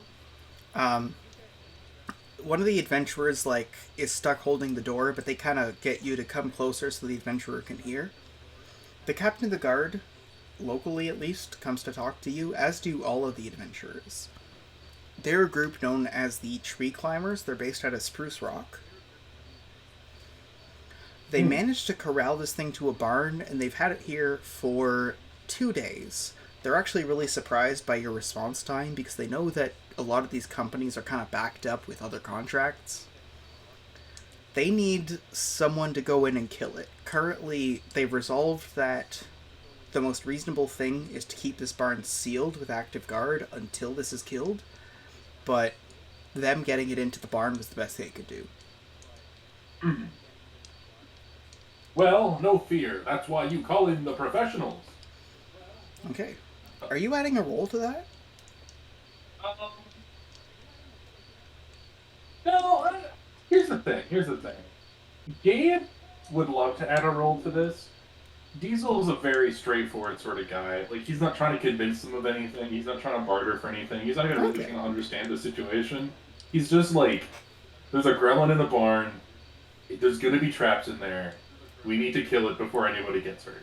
Like, All right. I was, there's no, like, You maybe spend- doctor to see So- if this guy's strong enough. Professionally speaking, you spend time just... Sorry, that's one of my dice. You spend time just listening to what people have to say. They tell you what went down. This gremlin was a couple of different places in town. It was wreaking havoc. There were a couple of injuries. Luckily, no deaths. They corralled it into this cabin. It's really annoying because there was also a theft, and they have to leave that until after they deal with this because every guard in town is dealing with, the biggest nuisance. They have it in there. They're ready on your signal to close it up. They've reliably sealed it. They more or less just are keeping people here because they want an active guard rather than a passive one. A gremlin, no matter its ingenuity, is not a strong creature. Without their intelligence, they're just kind of wimps. So it can't just push through a garden and barred door. It's been heavily barricaded with an active guard, people with loaded weapons ready to fire if they hear any sort of crack from all the entrances. It's in. That being said, you hear it. You hear it going to the upper section and going to the other side and grabbing things and painstakingly with its measly strength dragging them to the far side, making hammering and sawing noises. Ooh. So can they only teleport to places that they can see? Like how? Because okay, I see. That makes sense. Oh. Yeah, that's... Well, he's got some plans in there for us. Last They're roll? gonna be Anybody so else? bad. They're gonna be so bad. Alright. Everyone at this point has gathered. All the wounds have been taken care of. Anything that you can really help that needs your help aside from just telling people to rest and take it easy. It's getting a bit darker, but it's still like the late afternoon, dinner time. There's light. Well, here's the way I look at it. We can go in there now, or we can give them a couple more hours to plan. And I think, no, what do I think? Yeah, it's always best to deal with the problem head on, instead of waiting to see if it'll go away on its own. All right. I mean, it's good. What? Like, didn't we just figure out that it's so much better to fight this thing in the daytime so that we Right, can and see it's it still and day. not? There's still like it's still daytime. Like we can still see. But for how long? Well, Like, what if the we get in fight- there and then it goes dark? I mean, will if it say, takes- the rationalization of using light means that you should attack now. The rationalization of getting a day's preparation means you should rest now. So if you guys want to heal more, if you want to spend the money, stay in an inn, get a bit more food before you attack this thing, now's the time. Otherwise, if it's a question of is it bright enough to attack, it is. But this is like your last moment before you pack it in for the night. I would really just spend the night like training. Okay. Yeah, that's it. That actually sounds like a good plan, I think. But Readying if we our do skills. that, it's going to give it more time to plan, right? Yeah. I was mostly saying that because it sounds like advice a children's television host would say. I don't think that this thing will have any less traps for us if we attack now. Like I do it's like had the enough reality days that at like this point. Diesel Spade is putting on like the children are watching face, and then he turns around Yeah. and it's like, okay, so this thing's gonna like take all these farm tools and propel them to us at like bow volume minimum. yeah. Because my thing is, like, let's say we start this thing now. Mm. If Right. it has even like a handful of like more hidden traps, going into the barn is already losing us some daylight. It's already had enough time with the supplies in the barn anyways. Yeah. It makes more sense to me to give us as much daylight as possible. Because, like, what if it takes us like 2 hours to kill this thing? Yeah, that's a good point. If it takes us 2 hours to kill this thing, we might just be really bad at our jobs, or we might be dead, or both. Yes.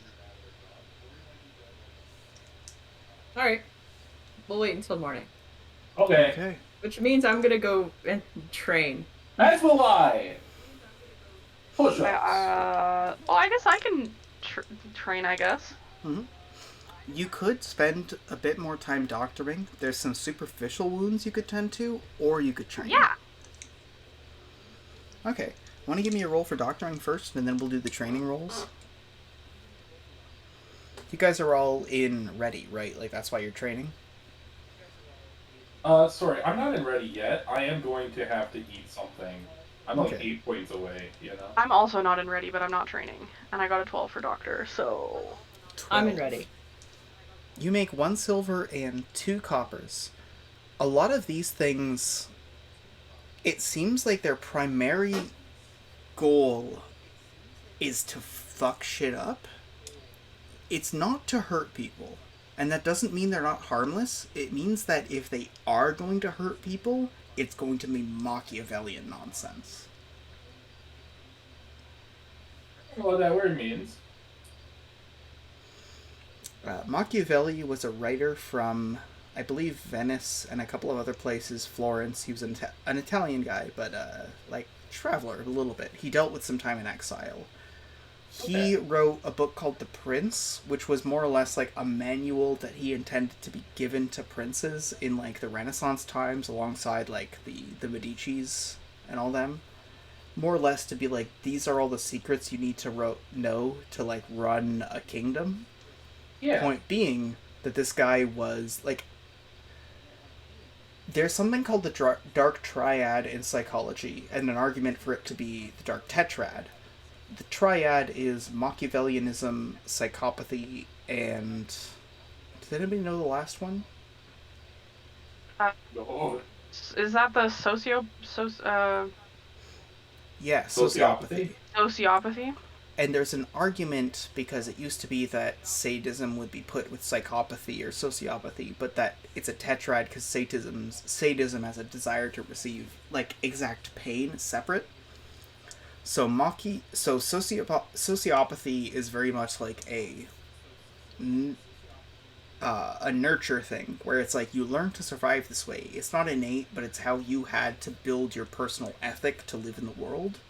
Psychopathy is nature. Like, it's, you have certain inclinations, and as opposed to nurturing them and making sure that you get the appropriate therapies, you're diving into them and you're hurting people. The sadism is the literal hurting people, as opposed to psychopathy being like, this is with the goal of getting what I want. Same with sociopathy, even though they're different avenues. Sadism is just for the hurt. It's not about a goal.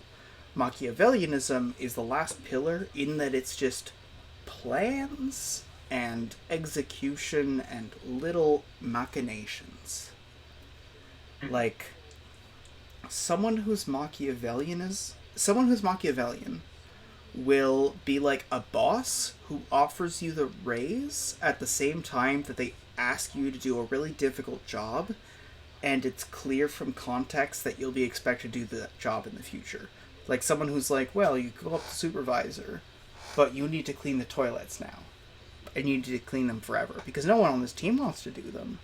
And really, you're someone who has a unique grit because you're willing to deal with health situations. So really, you being our toilet guy is good for us. And it would be good for you, because I know things are tough, and that little extra bit of hourly wage would help. So can you be our toilet guy? That's Machiavellianism. He's not beating the shit out of you. He's beating the shit out of you and getting away with it. He is building a situation that forces you to beat yourself. And you know it's him, and he made it. Huh. That's what a fucking gremlin is, and they are inside. Alright, well, I'm gonna have a light snack. Alright, what do you mean?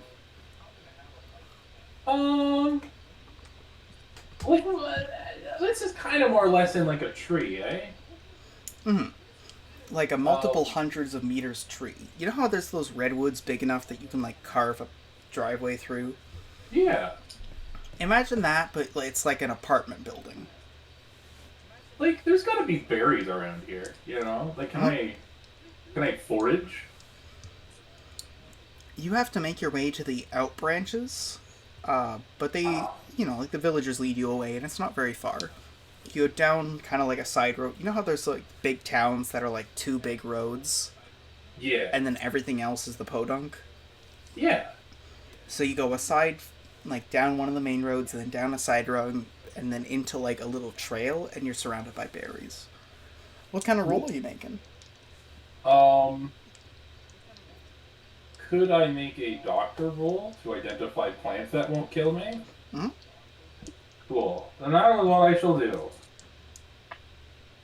Oh boy, I think I survived. I think I lived. That is a 10. 10. You feel pretty miserable, but you forage 10 healings worth of field greens and have just kind of like a road salad. Okay. These are, with trees this large, there's an ecosystem. You know how trees will have like parasites and mosses and vines and all kinds of things? So there's the central tree, almost like the bone, and the flesh around it is all these mosses and parasitic vines. You're picking berries off of technically some of those. It's like a little bit of stuff growing off of the branch itself. All right. With a nod to the kids watching, I'm like, don't try this at home, and then I eat them, and then my training montage just starts right up. You know, All right.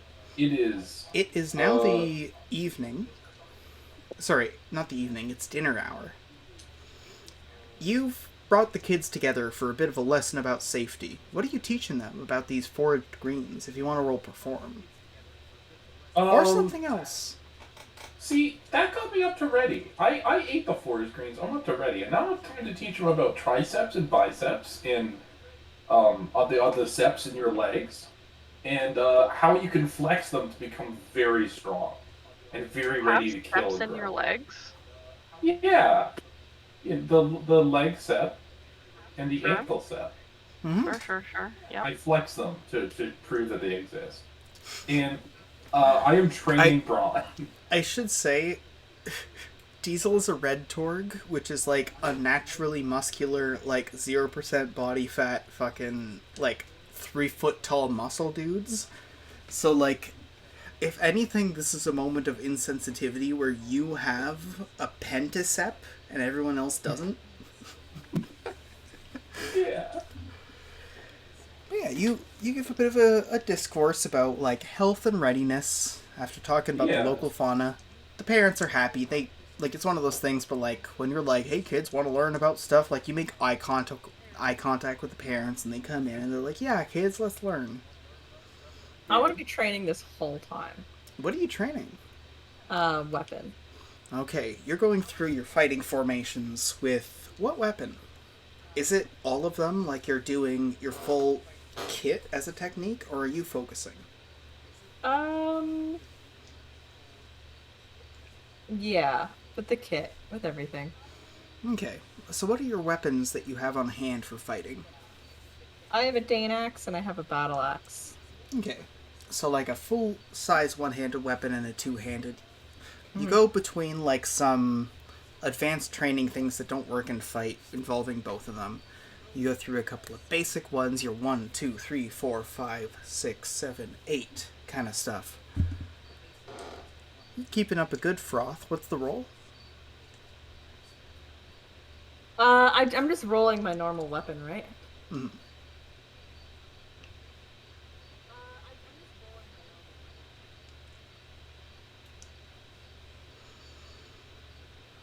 18. 18. You build up a heart rate, you build up a bit of burn in the muscles, and you build up a bit of muscle memory for your usual fighting techniques, ripostes, and a couple of things you're trying to focus group. It's a nice evening activity as people go through dinner.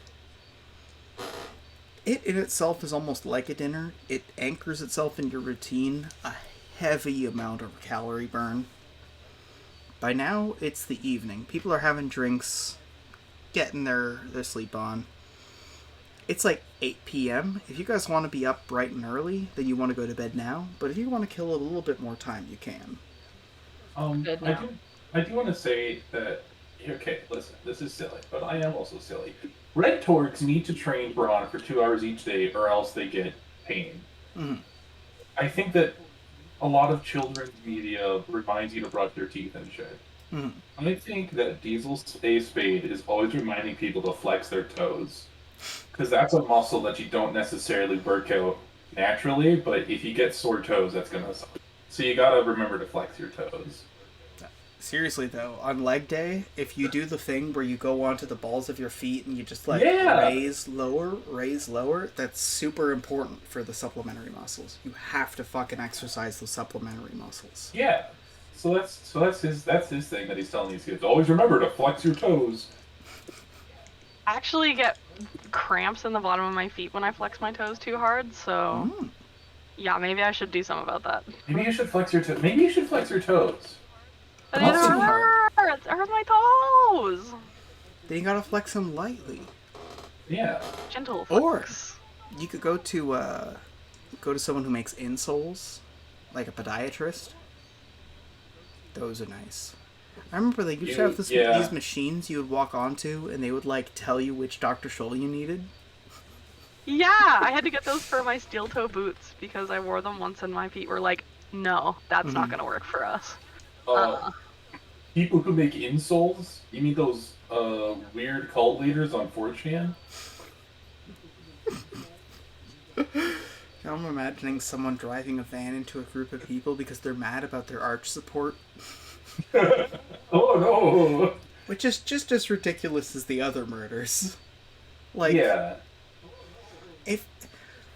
It's wild to me because so many of them want to be cool, like they want to be the people from Columbine, but then they do like the lamest murder. How are you gonna be someone who murders on like a desire for murder clout and then do a lame murder?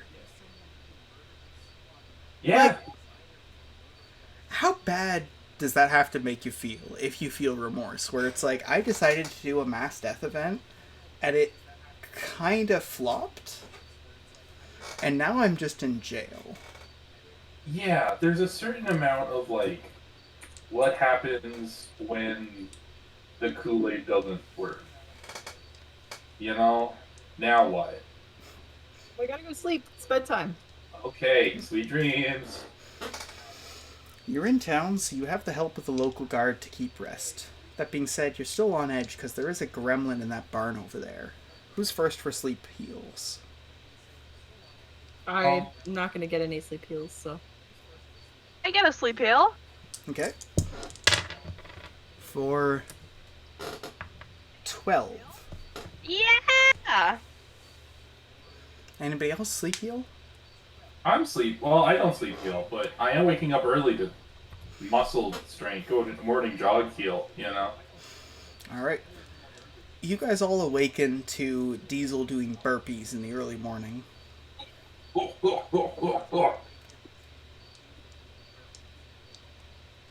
Nice. Yeah. Let's fight a gremlin. Okay.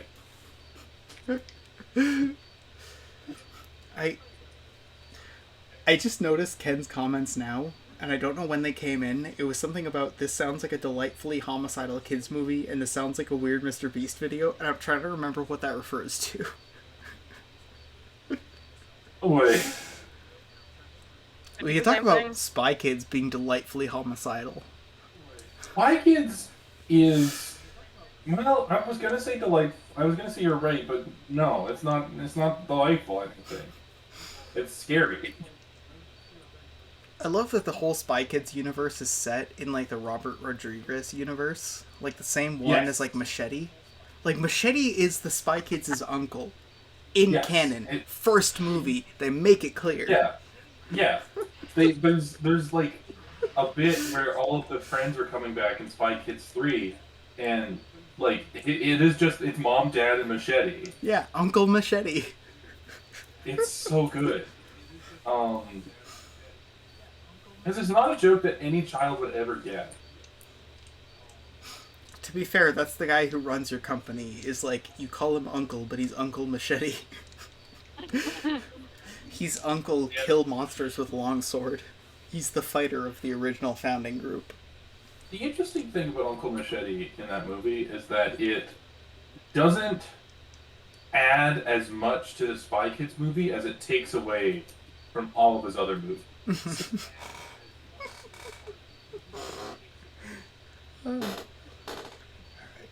It's dawn. Yeah. Everyone's Dawn time. awake. The barn is held. They're waiting for you. I'm ready. Let's go. I feel like we gotta blast in. Yeah. The biggest Balls. person needs to jump on this person. On the gremlin. And just Okay. Now, stranglehold that bitch.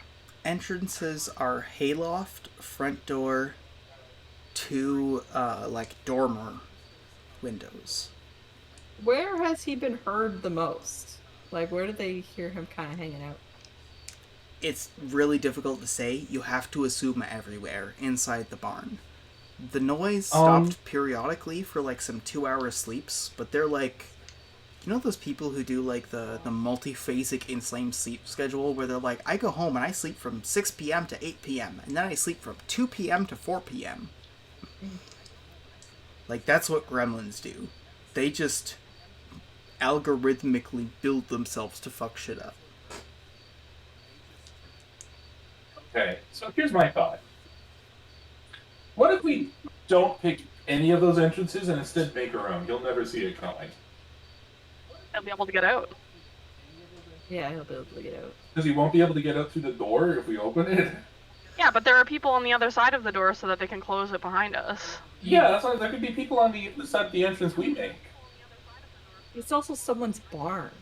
Yeah. This is an abandoned barn. You have to keep in mind of not collapsing the structure, but you can damage it. In fact, a gremlin's in here. Worst case, you blame it on the gremlin. You say the gremlin made that hole. The gremlin made that hole.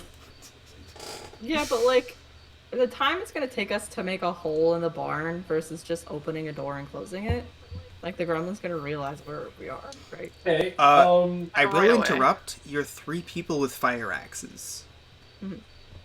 Wait, I have a fire axe? Yeah. What? I have. Oh yeah, I Well, do I have a have an fire- axe. you have a hatchet, Oh my god, but, that's like- so funny. Look. That's so Well, funny. If you... I forgot. I mean, this isn't something that... Look, Chelsea, if you want to be the person to go first, then by all means we can go in through the front door. But as designated meat shield, I would like to keep Deal. some of my meat for, like, the fight. You know what I'm saying? I feel a good idea. All of us take a different entrance. No. Okay, so that's the worst one by far. Oh, why? He'll never know what's coming. Because We're split up. Every single entrance has a trap. Yeah. We are essentially, instead of... What you're asking us to do, Ray, is all 3 of us walk through a door that we know has a cave leech in there. Okay, That all the of us tree get. jumpers mentioned that this level of hesitancy is warranted, but there's only one gremlin. They know. You would fucking know if there were 2.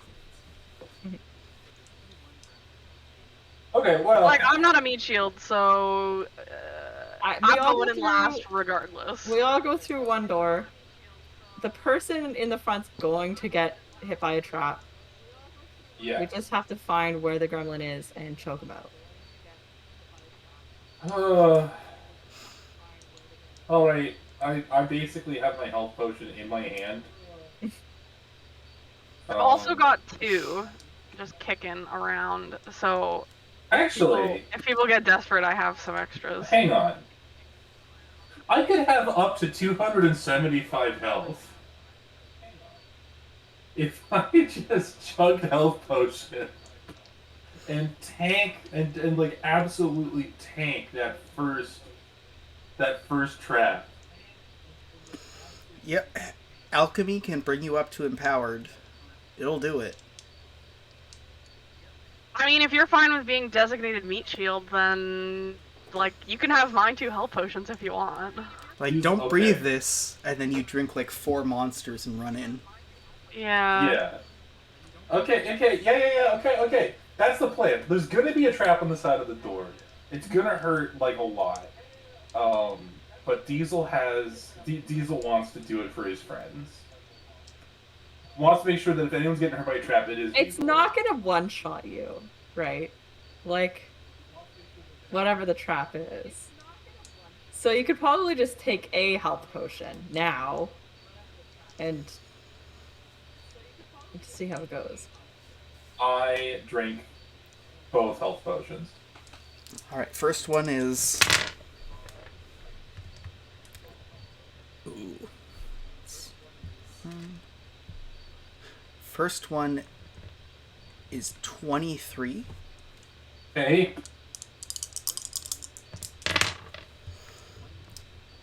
Let me know when you're ready for the second. Yep. 18. Okay, I currently have 234 health. Alright, front door. Front door. And I will Front say door. 234 puts me just barely into empowered. Like, Alright, so Door time, boys. you're ready. You spent some time training, flexing, working on this stuff. Part of it is your daily routine because as a red torg, you have to break your muscles to make sure you don't get like genetic condition stuff with them. Yep. So you are frothy. You drank like 3 pre-workouts. You're going. As I'm walking past the adventurers and I'm saying, don't do this at home. Leave it to the professionals. Your eyes are like 100% dilated as you say this. With a burst, you rip it open and 3 traps trigger. This goes main turn, off turn, off turn, so you get an interrupt each time. First one is 9 plus 7. That would make 16, so 28. How do you deal with that? There is a scythe that has been hooked up to a weight lever that snapped with a fishing line when you open the door. It is swinging down towards you. I'm bracing for the impact. I can have one more to the. Oh, come on! That was a 23. So I had 11 plus 11 is 22. No, plus 4. Yes, I just barely make that. Alright, so as a red torg, you have a thick layer of overskin. So, like, this thing comes down, instead of a fight or flight response, you have a fight or measure, and this is more than a meter, so you're good. You hold it out, and there's a bit of a puff of dust as it shreds into your overskin, but not your underskin. You're fine. You hold this thing at bay. Everyone has a chance to act before the next trap triggers, but it triggers. Well, I'm ripping this scythe off, so now I have a scythe. Alright, with a snap, because gremlins aren't that clever, you have a scythe. There is another detonation. A bunch of other line traps have triggered for... This one's just meant to be almost like a flashbang. It's like a whole bunch of mouse traps hold up to like cap gun pellets. It's like crack, crack, crack, crack, crack, crack in quick succession, just for shock. For 4, that's going to be 6 for 10. 22 damage. Is this all to Gabe, or is it... Unless someone comes in and takes the front. I'm fine. So yeah, no, he can... Let's just settle. Keep your eyes open for the gremlin. If those 2 hits alone, I would be 50% dead. And so that, I rolled like a 30 there. I'm fine.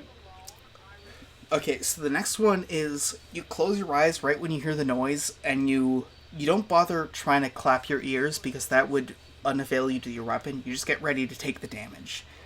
It's really loud, but you open your eyes in time to prepare for the next one. A millstone, like for a quern, has been hooked up to a rope, and it swings down towards the entrance for the last of 3. For 26. 26. Yeah, I tank that one. I'm out of off turns. I'm out of main turn. So with a whump, this thing comes down and hits you in the chest, and you push through the doors. But as the doors swing open and a whole bunch of light floods in, Chicken and Todd, both of you have your main turn, which is still there. You have both of your off turns, and you see the gremlin see you from the upper loft. It's a tiny, foot-tall, little green fucker with long-ass ears and little claws and teeth. A little goblin fucker, like Hillary Clinton. I'm going for it. I do like a loft, but I'm gonna do like a slingshot hit while Chicken runs up to see if I can like stun this lad. I am yelling, "Don't let him get away, Chicken!" And that's me using a tactician to grant an extra off turn to Chicken. All right. I got a 10 for slingshot damage because I still have that pocket full of rocks. Nice. That's why you gotta keep the pocket. There's Rocks a are little my favorite spray weapon. of blood as you can see a rock like ping off this thing's arm, and then snap, turns invisible. There's a loud crack as it comes to the close side of the barn. It's above you, and you can hear like thunk, and then another crack as it moves to somewhere you can't hear it. The echo happens. This thing knows where it is, but you don't. I'm still gonna go to the upper loft. All right. As you make your way in, there's a ladder on either side. The ladder is capable of being kicked over.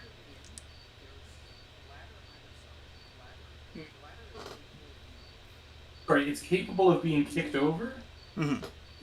Like, I'm gonna get Gabe's character to just hold it. Just hold the ladder as I walk up.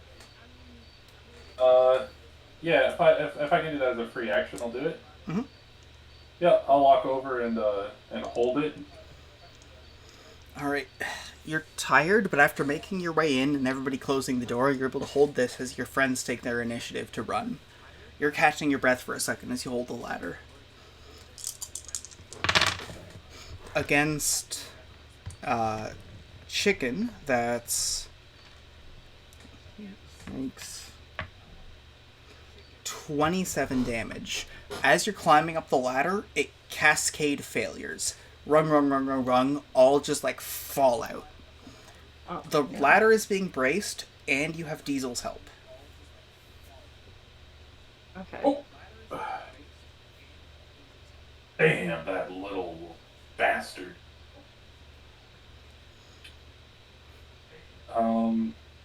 Yeah, can I roll a brawn to try and...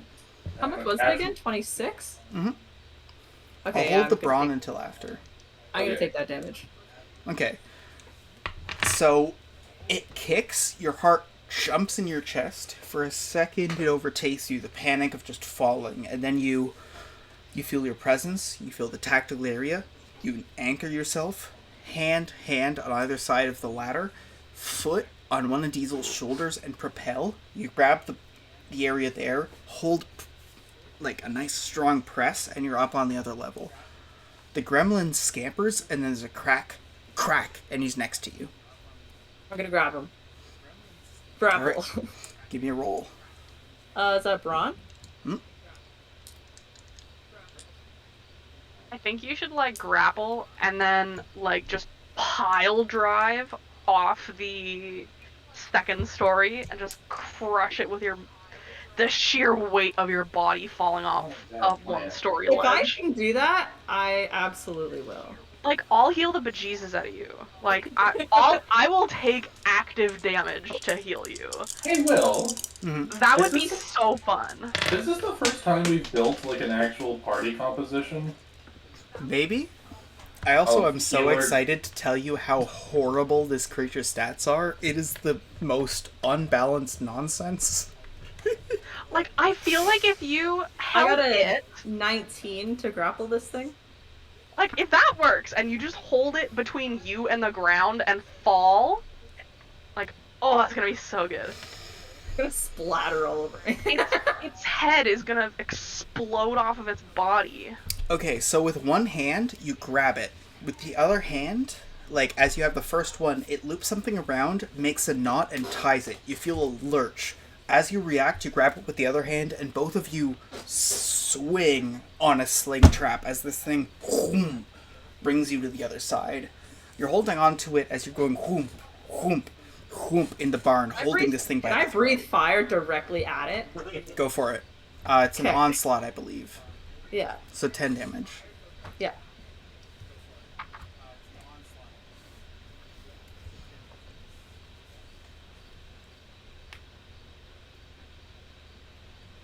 My math is terrible. 15 to breathe fire. 15. Alright.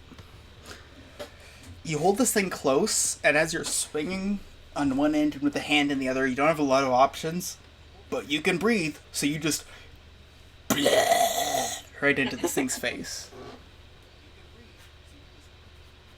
It'll at least be a little bit charred, so when it's invisible, we can see it.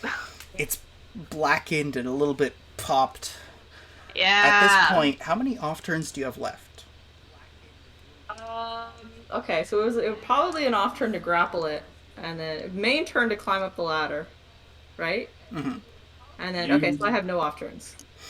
Okay, it attempts to brawn roll and succeeds. It lurches out of your grasp, and just as your fingers lose it, you feel a little bit of blood, and you can see a drip on, like, your draconian fingernails, just on the tip, a little bit of red, as this thing the spray of blood makes a shunk, like a direction as it goes off into the dark lower levels of the barn. It's now down there. You are swinging from a rope. Can I take an off turn to see if I can, like, shoot at the rope? Like, would I be close enough to just Cut hit it? I can Like, cut the it with rope. my axe? Or is chicken high enough that I won't be able to reach? You have a hatchet you can throw, or you could try I'll to just cut it. intercept and stop. Because I still have 2 off turns, so it would be kind of ideal to not waste one of your off turns. Oh. But also, Well, you're on the lower level, and you saw, like, imagine Go after the someone gremlin. bleeding, and it's, like, spurting out of the wound, but they're teleporting really, really fast, so it's like a whoosh, like an arrow, like shtunk. Something is on the lower level. Forget about me. Didn't you? Yeah, Gabe, weren't you just gonna say you gave chicken another off turn? Yeah, but that's neither here nor there. I'll give you a second to think about it. I'll be back in a tick. Okay, so there's a gremlin. I thought that was bleeding. just like giving you a free off turn. Like one of your off turns is Yeah. now free rather than giving you an additional off turn. No, it gives you an additional off turn. Oh. Yeah. Well, I'm not gonna retcon, but I could probably use that additional off turn to cut myself free. Yeah, so that's what I'm Yeah. thinking. You could use Yeah. the additional off turn, cut yourself free, Mm-hmm. and then I'll do both my off turns to see if I can shoot at it, Okay. and then we're both, or all 3 of us are not tied to something at the start of the next turn. Yeah. Cool. Okay, I'll roll for that. That was a lie. So, you guys read any good tweets lately? No. I recently read the book, The Seven Husbands of Evelyn Hugo. Oh. Well, who's she? She's Evelyn Hugo. Is she one of them crazy rich Asians? No, she had 7 husbands. Well, what were they like? Were they nice? No. Oh. Some of them, no. Some Why of did them, she keep yes. having husbands if they were all terrible? Well, that's what the book is about. Why did she have 7 husbands? That's a lot of husbands for a person to have. Yeah, you'd think that after, like, I don't know, husband 4, you might be like, this ain't for me. Yeah. So anyway, that's what the No. book is about. And apparently they're going to make a Netflix movie soon. And so I'm really looking forward to that. Hey, Crazy Rich Asians was a good movie. Yeah. Really good Um, book, too. I wouldn't know.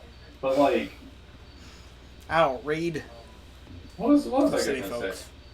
say? I got a 10 for a slingshot attempt to kill Gremlin on an onslaught. Alright, you watch an the off turn. thing sling off to the side. Odds or evens. You can't actually see it. Odds. Give me a roll. That's a 4! There's a smack as you hear your stone hit the back of the barn, and then like a subsequent clattering as this thing goes behind some boxes and a whole bunch of stuff. There's another crack, and then another crack to orient you, and then crack again. I also forgot that Gabe gave me an off turn, so I'm going to use that off turn to cut myself free. Alright, so you quickly just honk, and then you, almost like a diver, you just like lurch midway through the air and... Grace, brawn, or delicate? Brawn. Alright, give me a roll. Just for flavor. Flavor. Ooh, that was a terrible roll. Wasn't these very good? 10. 10. You accept that you have fallen. You get ready for the hit. You move with the roll, and then you're right back on your feet.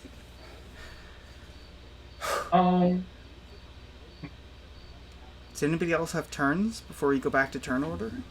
I don't. No, I don't have a turn.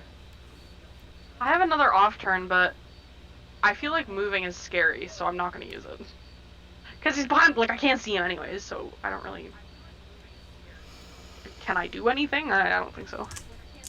Alright. Rigged shotgun against Diesel from the upper lofts. Gets triggered by the gremlin.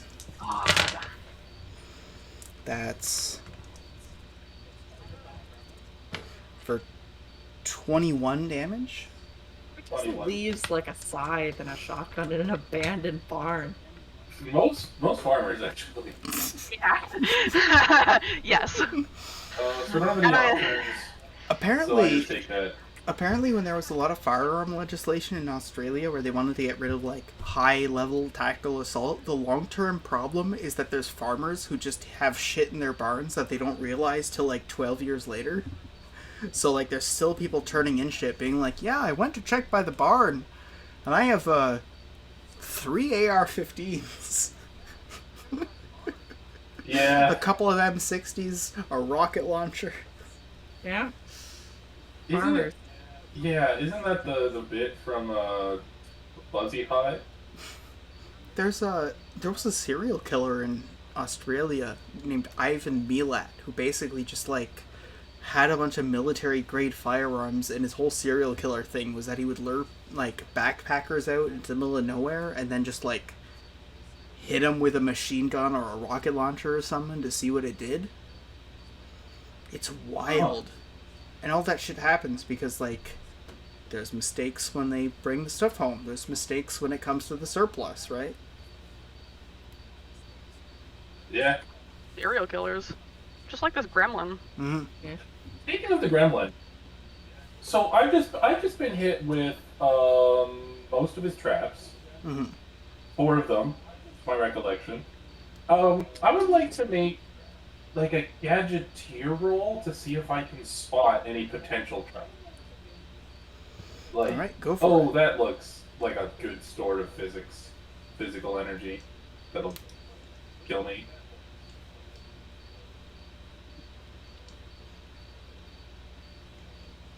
What's the roll? That is come on, that's an 8. An 8. An 8 is enough. There's a lot of hay, very dry hay in that hayloft. You're thinking what the gremlin thinks. Oh boy. Oh no. Oh, now is there a source of fire? You can't tell when it's this dark. This is a All you dense need is a barn spark. full of old, forgotten tools. But gremlins can't set gremlins don't have fire magic, do they? A gremlin just fired a shotgun. That doesn't. You that only doesn't need a answer me. spark.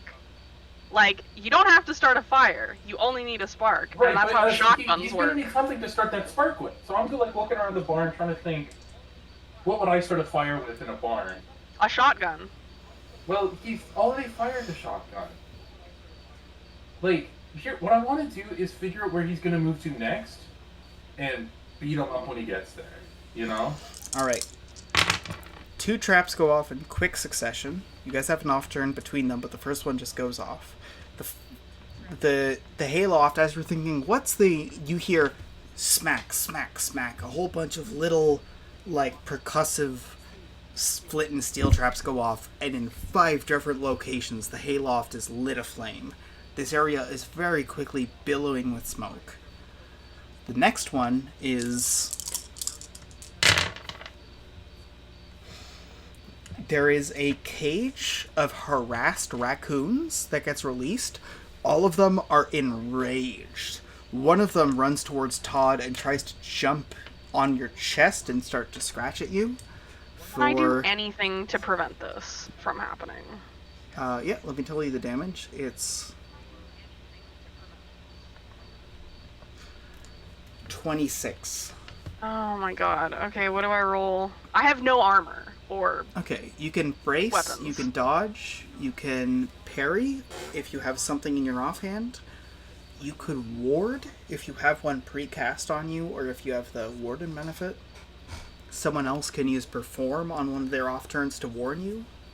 how do I dodge? Roll grace. Dodge is grace, brace is brawn, parry is delicate. This is gonna be so bad. 8. Oh boy. So you hear like a rancorous like ah, and like a as a bunch of raccoons like swarm onto Todd. Distantly you hear like you son of a bitch as the fight continues behind a pile of hay as the top of the barn starts to go up in smoke. The fire is rapidly increasing. There's a crack, and another crack. The gremlin How much is in damage an did I just take? unidentified location. 26. If you fail to defend, 26. Outstanding. Okay. Here's what I'm gonna do. We know he's down. We know that he was down there, right? Mm-hmm. I am going to walk to like. Keep in Actually, mind, has he this is an abandoned barn. It's full of, like, old, forgotten sacks, shit. Like, if you can invent a random item, this is why the gremlin is so dangerous. You have the same powers. Okay. In that case, I'm gonna walk over to a bunch of precarious hanging, like, you ever seen the movie Twister? Where they have, like, they go into the barn and there's all these, like, hanging sharp blades? Mm-hmm. I'm gonna hang right underneath those sharp blades and try and make myself, like, the most obvious target to see if the gremlin will fall for it. And then when he does, I'm gonna reach my long, freakishly long Torg hands up and, like, just grab him, you know? Like, Alright, roll physical deceive as you Okay. faint. Oh. Okay. Oh boy, that's a 6. 6. Oh boy, I sure hope these sharp foreign implements don't follow me as I bend down to tie my boot. You take 26 damage. Do you? Do you have off turns? This is now another turn for everybody. Yeah, I have off turns. Did he have to come over here to drop them? The gremlin snaps over, cuts, like, you know in, what's it called? The one with the nukes, Doctor Strangelove, where the guy's Yeah. Wee-hoo! Like, the gremlin rides the sharp objects down and comes down in the clattering, but you've sidestepped slightly, you've taken a lot of hits, so you're bleeding, but you're looking through the pain, and you're looking for the gremlin. Yeah, look, I'm taking that damage as long as I can grab him, you know? Alright, give me a weapon roll for the grapple. Okay. That is a Hands are so sweaty right now. I don't know 16. why. It's because we're fighting gremlins. It's scary. My hands are also sweaty. The 16 is opposed by a 4. The gremlin goes, it's grabbed by the throat, and it thwunk goes down to the ground. It attempts to use its first off turn to escape for... No, off turn onslaught. Okay, it opposes with a... Sorry, I did that wrong. It opposes with a 8. Okay. I'm unplugging this thing. I'm going for the other. I can't see where it's teleporting. It's just trying to escape. You have to. Okay. Yeah. So to hang on to it, that's more than an 8. That is a 16. So with the first attempt, you have a grip on this thing, like, kind of halfway between the throat and the arm. It's a small creature, about a foot tall. Alright. And it's like a strong magnetic pull. All the hairs on your arm, all the hairs on it kind of go shwunk towards the corner of the barn, but you thunk a first time. It tries one last time to scrangle towards a little bit of fishing line buried in the hay. Can I onslaught him? Hmm? Okay, I'm onslaughting to hurt him badly. With my big powerful scythe that I have now. Am I close enough to also, like, as this is happening, run over? Yeah, samesies. I'm All just gonna, like... All of you are currently in the bottom of the hayloft as the thing's been going bing, bang, bing, bong, boom. You're in the middle of the fight arena, and that's where it was just... As Diesel grabs this thing, I'm getting the axe and just, like, slam. That's a 15. Like chopping the head off of a fish, you know? Yeah. Alright. 15 for the first slam as this thing comes out and then you come with a scythe and you slash. What's the next attack? I got a 9 for my tiny baby axe. 9 for a whap into this thing's head. You just barely missed. There's a gouge next to it. It shrieks as there's a section of its ear that comes off, and it almost like a cat. It like it scratches up the section of your arm. No real damage, just superficial as it hits your armor. Ooh. Anybody else I hope taking he doesn't have actions? rabies. Yes. I also Um, will have another action. I'm going to. Can I? Can I attack using demonic? How does that work again? What do you see there? Because you copy pasted. You know what I wrote. I I forgot what I did wrote. copy and paste. You may fuel attacks using demonic. You add the result of a demonic roll to an attack's damage. Okay, so you have base attack and you add demonic in addition to that. Okay. So I got a 15 for my normal physical, Okay. and then I'm going to add demonic on top of that, which is a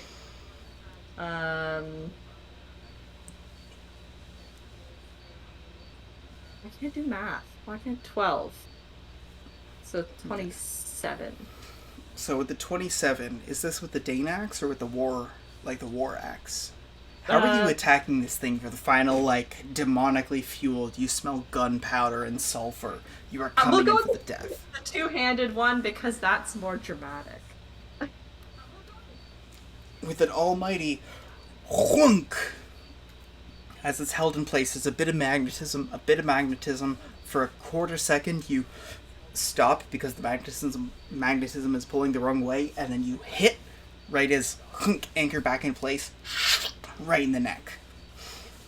You've decapitated this fucking gremlin, and it's finally stopped moving. Oh. Good stuff. Good Gather thing a bit of Texas breath is in the well. middle of Isn't this the old barn- abandoned barn. Isn't the barn burning down? Like, shouldn't we leave? We should run. Yeah, it's a fire threat right now, and not just to itself, but to the core tree it's built out of. Yeah. Let's. Do you have any grab the other gremlin grenades spot. built? I do not have those grenades built yet. Patience is a Yay! virtue. Yeah, let's take the gremlin body out to prove that we actually did kill this gremlin. I want that. Okay. I'm tossing. I guess I'm. Yeah. Ray, I'll toss you the head. Yay! I'm gonna take it by its little arm and bring it. Yeah. So you come out to partial approval as people go, "Oh my god, that fucker's dead." Clearly by other people wounded by the machinations of this creature. But very quickly, people start responding to the fire. In the Great Forest and the Canopy, a fire is a very big deal. This needs to be dealt with. Alright. I mean, I have fire putting out chemicals, but I don't actually have them made into bombs. Better make them fast. I can do like elemental water. Would that help? Mm-hmm. Okay, I'll do some elemental water to. I can start Gonna go coordinating. Is there any source of water nearby that I could get a bucket from to see if that is That's helpful at why all? it's so dangerous. The buckets come from the forest floor, which is hundreds of meters down. Not great. Alright, I'm Great. running to the back of the truck where I put that big crate full of liquid. Alright, you scamper back as fast as you can, desperately trying to put these together. Want to give me a gadgeteering roll on the fly? Man, good thing we put all the tools in the truck, eh? Mm-hmm. That is a 9. You come back in, you haphazardly chuck one of these together. As soon as it's ready, you chuck it. It gives a plink, plink, plink, and then a foof, and there's a whole bunch of foam that spreads around the area. You aimed it in the wrong spot, so it doesn't help that much, it just helps with the ancillary flames, but people are going in to help. What's the elemental roll?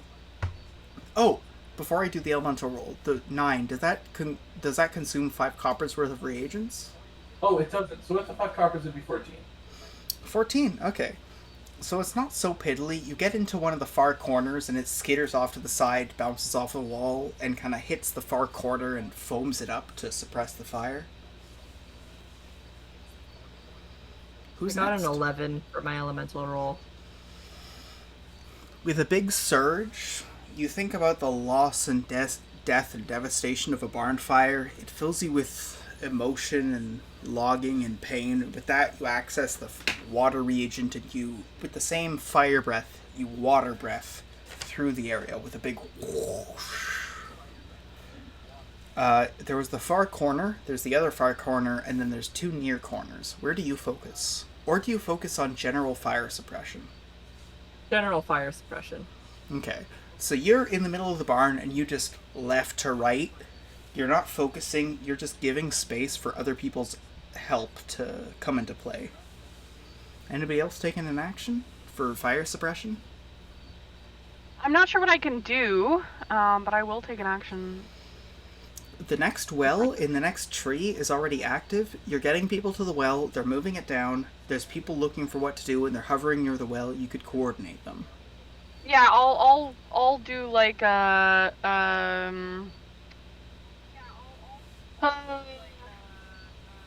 I do an understand to see if I can figure out the best way to coordinate these people and be able to share that knowledge?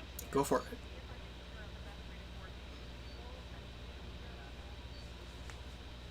Well, 12. 12. The first thing you think of is the bystander effect. You pick a random person, you point right at them, and you, is there water right now? They pause.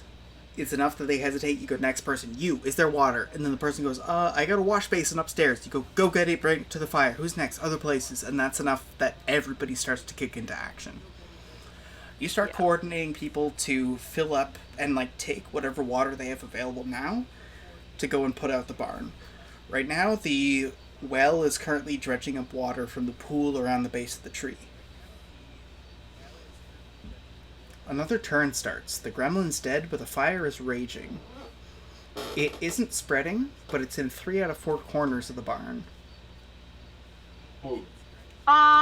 So one thing, like, would it be better if the barn were sort of demolished? Like, from what I've kind of understood, like, if we can get it smaller, like, if we can kind of do you condense see, barn. like, to you guys in the Discord call, I'm streaming OBS, do you see it? Like, where all of us are in the frame? Yeah. Yep. Okay.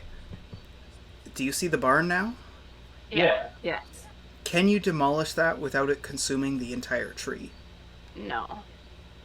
No. That's the situation.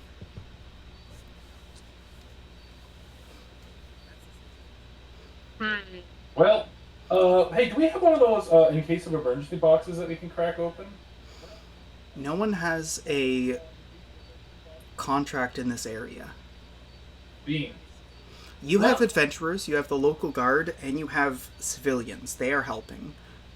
They are... By the time the new turn comes, they've all made their way from the other building, and they've brought over, like, old wash basins and, like, cooking tins and the bin from the privy, and even someone went in to, like, fuck it, let's get a chamber pot. That's liquid. They're throwing things on, and they get the other far corner. With the aid of the central fire suppression, they're able to get into the corners, and it's not consuming the whole building. Now it's on the front 2 sides. Everyone has an action again. The fire is raging near the front of the barn. The center is clear. I'm making another one of these and chucking her in. Alright, go for it. And that time, it's a little better. It's a 11. No, 11. 15. 15. Yeah. Is this towards the left or right corner? Let's start the left one. Alright, you give a whistle for a moment, everyone clears out of the way as you chuck this in, and with a burst of foam, it suppresses one of the far corners and blooms out and kind of helps dampen the extra area. There's one corner left that's still on fire. I'm Remember gonna how to eat that. add elemental water it. Alright.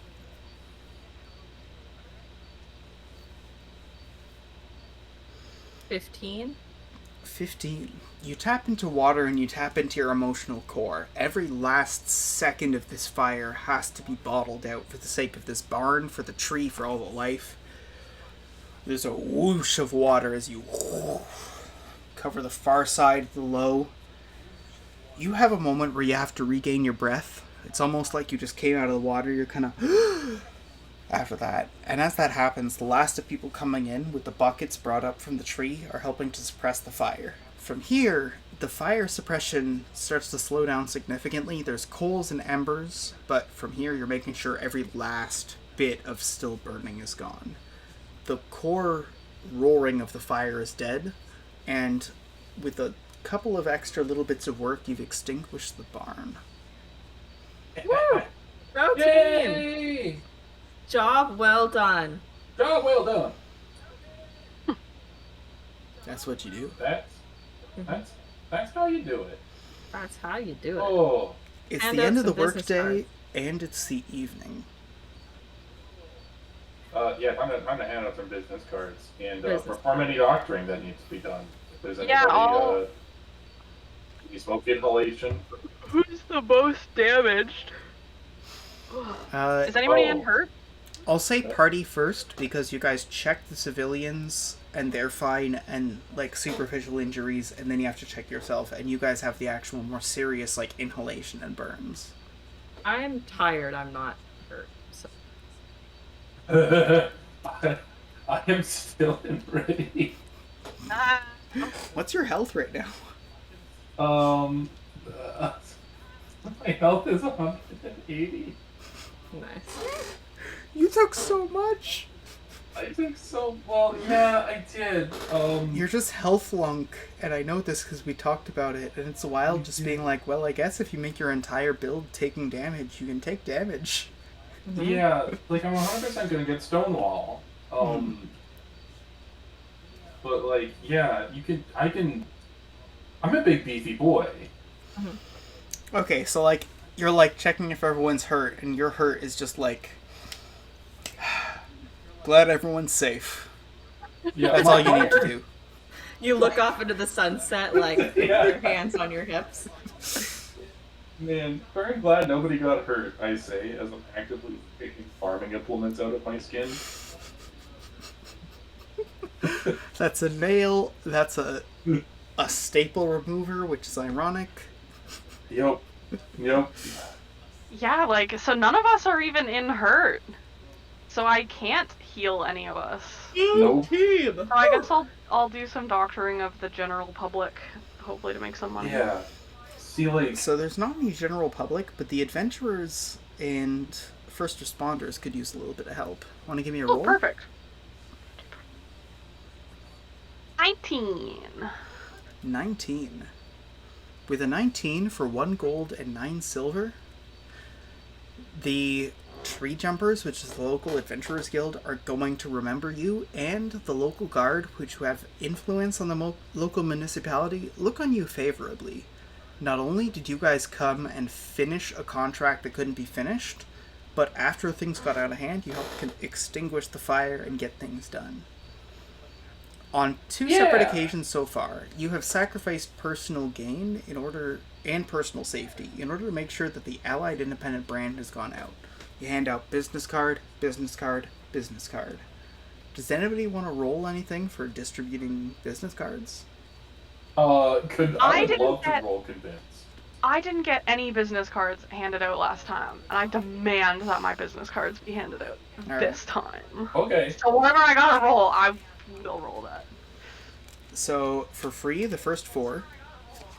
7 of spades. There's a dark joker. As you're looking around for business cards, there's someone who mentions, hey, did you find my chest of gold?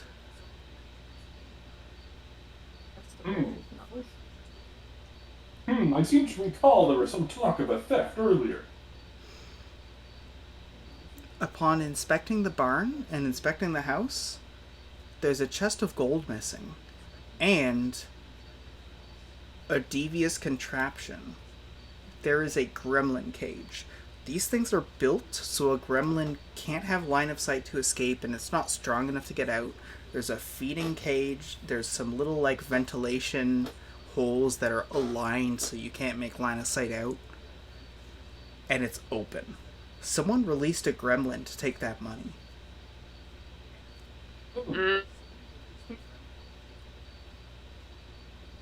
Probably the same person who did the theft. Yes, it would seem. Other cards that are handed out, 3 of hearts. So there's hearts, there's another hearts. Still waiting on diamonds. Can I get rolls for additional sales? Yeah, I'm really convinced. This is me basically going, saying our catchphrases like, you don't want to gamble with your safety, as I'm throwing cards at people. Alright, give me a roll. Okay, that is a convince roll of 6 plus 8, which is 14. 6 plus 8, 14. 1 spade, 1 diamond. Yes! Who's the next roll for additional networking? Me. Can I roll something? You could roll doctor. Yeah! Doctor time.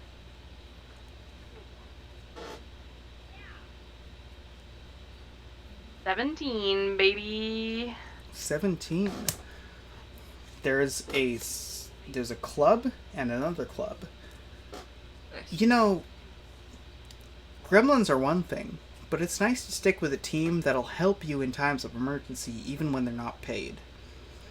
You guys didn't bilk these people for any money, but considering you were sent here on a second chance insurance contract, which means you get the money anyways for working for Allied Independent, they have a good impression of the way that you behave when you've been hired to do a job. There's a lot of stuff you did beyond the base expectation, and this is not the first time. The last time, you sent out business cards, and the Firehouse 4 ended up doing an inspection, which is a good bit of money for Allied Independent. Anybody else doing a roll? Or no? I have atypical. I'm not doing it. I'm not doing a roll. All right, you're standing by the wagon. This is not your job. You kill shit. You don't sell shit. That's the rules. No. Yeah. So you have a hammertail tail. You have a gremlin head. Where are these mounted on the wagon? Can I say, I have a little thing that I'd like to say when I notice that Chicken Club is standing a little off and I want to get people involved. And I say, you want to hire the introvert who can do the work. And I point at Chicken Club, and Chicken Club I don't think would like that. No, I'm gonna give you like a one of those looks. Yeah. You do one of these with a blood-soaked axe covered in flecks of blood all over your armor. Yeah. Hello. Oh, whoa. Oh, whoa. Alright. Cool. I feel like I'm gonna nail that gremlin head above the door to our wagon. I was thinking like a hood ornament.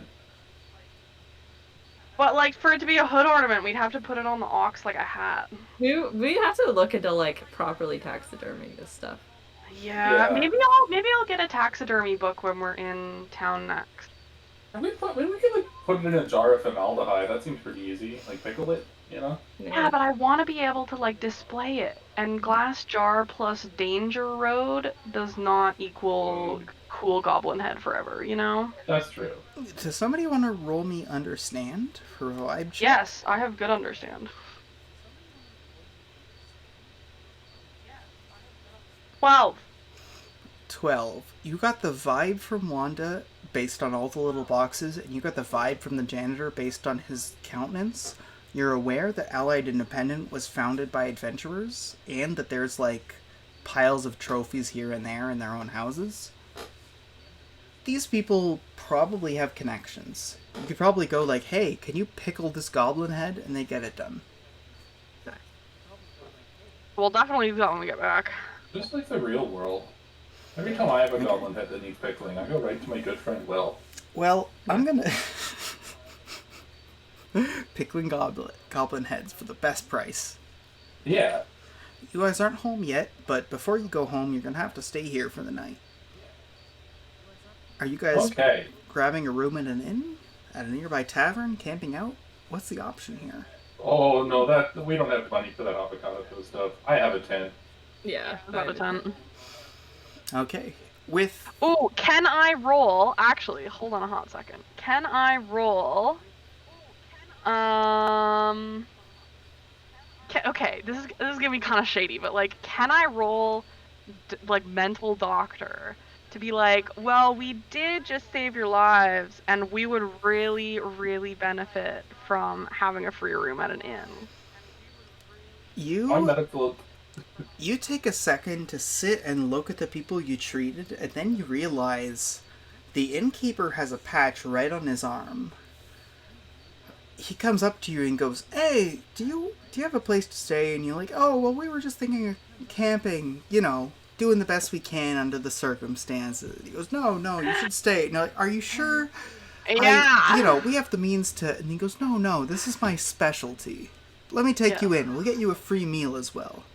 Yes! Oh, Nice. that's a sweetheart. Lamb. That's Alright. sweetheart for taking advantage of. Yay! Accepting his hospitality that he's giving freely. You're able to get a free room for your wagon, which you're able to bring in, plus the ox is able to get free feed, and each of you get a free room and a free dinner. So what's for dinner? Something hearty. I just These want people like have a license to make hot food. yes. I want like pasta with Mhm. some sort of meat in it. Yeah, that sounds good to me. Alright, they make you like a party-size meat lasagna. It takes a Yeah. while for it to be ready, like almost an hour while you unload and get the wagon settled, but by the time you're coming in, it's like 20 minutes chatting by the, like in a restaurant, and then whoomp, a big fat fucking lasagna bake. Yeah. Is anyone tired?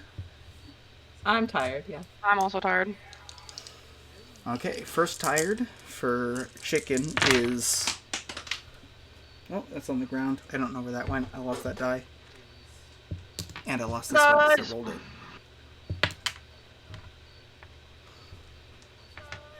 So, 24 healing for chicken. There's free beer, a little bit of free wine, because they want to give you a little bit of something to digestif with the meal, a meat lasagna with ground beef and a whole lot of cheese. Good stuff. Man, diamond. they're all Yeah, fun. dude. That's another 24.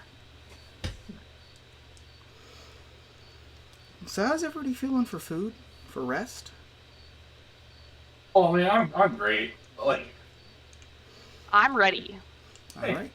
In that case, you've done 2 work sessions, which means the next one's another work session, and then you'll get 2 of free time. You made your contract, and you get to sit in there and what it negotiates. If there's any problems, you can talk to Uncle, you can talk to Wanda, you can talk to the janitor, and you can talk to the fleet manager. For now, though, got a free room at the inn, got a nice place to stay, and you should be checking into work tomorrow. So we'll see you guys a week from now. On Wednesdays, we're here at Bloodwine TTRPG on Twitch.tv. Same thing with YouTube. Anybody plug in shit? Doing other stuff on the side? Nope, just me. nope. Just you. Alright. So we're here, but if you want to check out twitch.tv/Mr. Croden, that's Ken, that's the guy who got us where we are, helped us for 100 episodes full of Bloodwine to get us where we are. So if you want to see on Saturday, we're playing West Loading, having some Stickman Cowboy adventures. It's a good time. Then that's what's going to be coming up. So I'll see you then. Thanks for hanging out, everyone, and have a good day. Goodbye.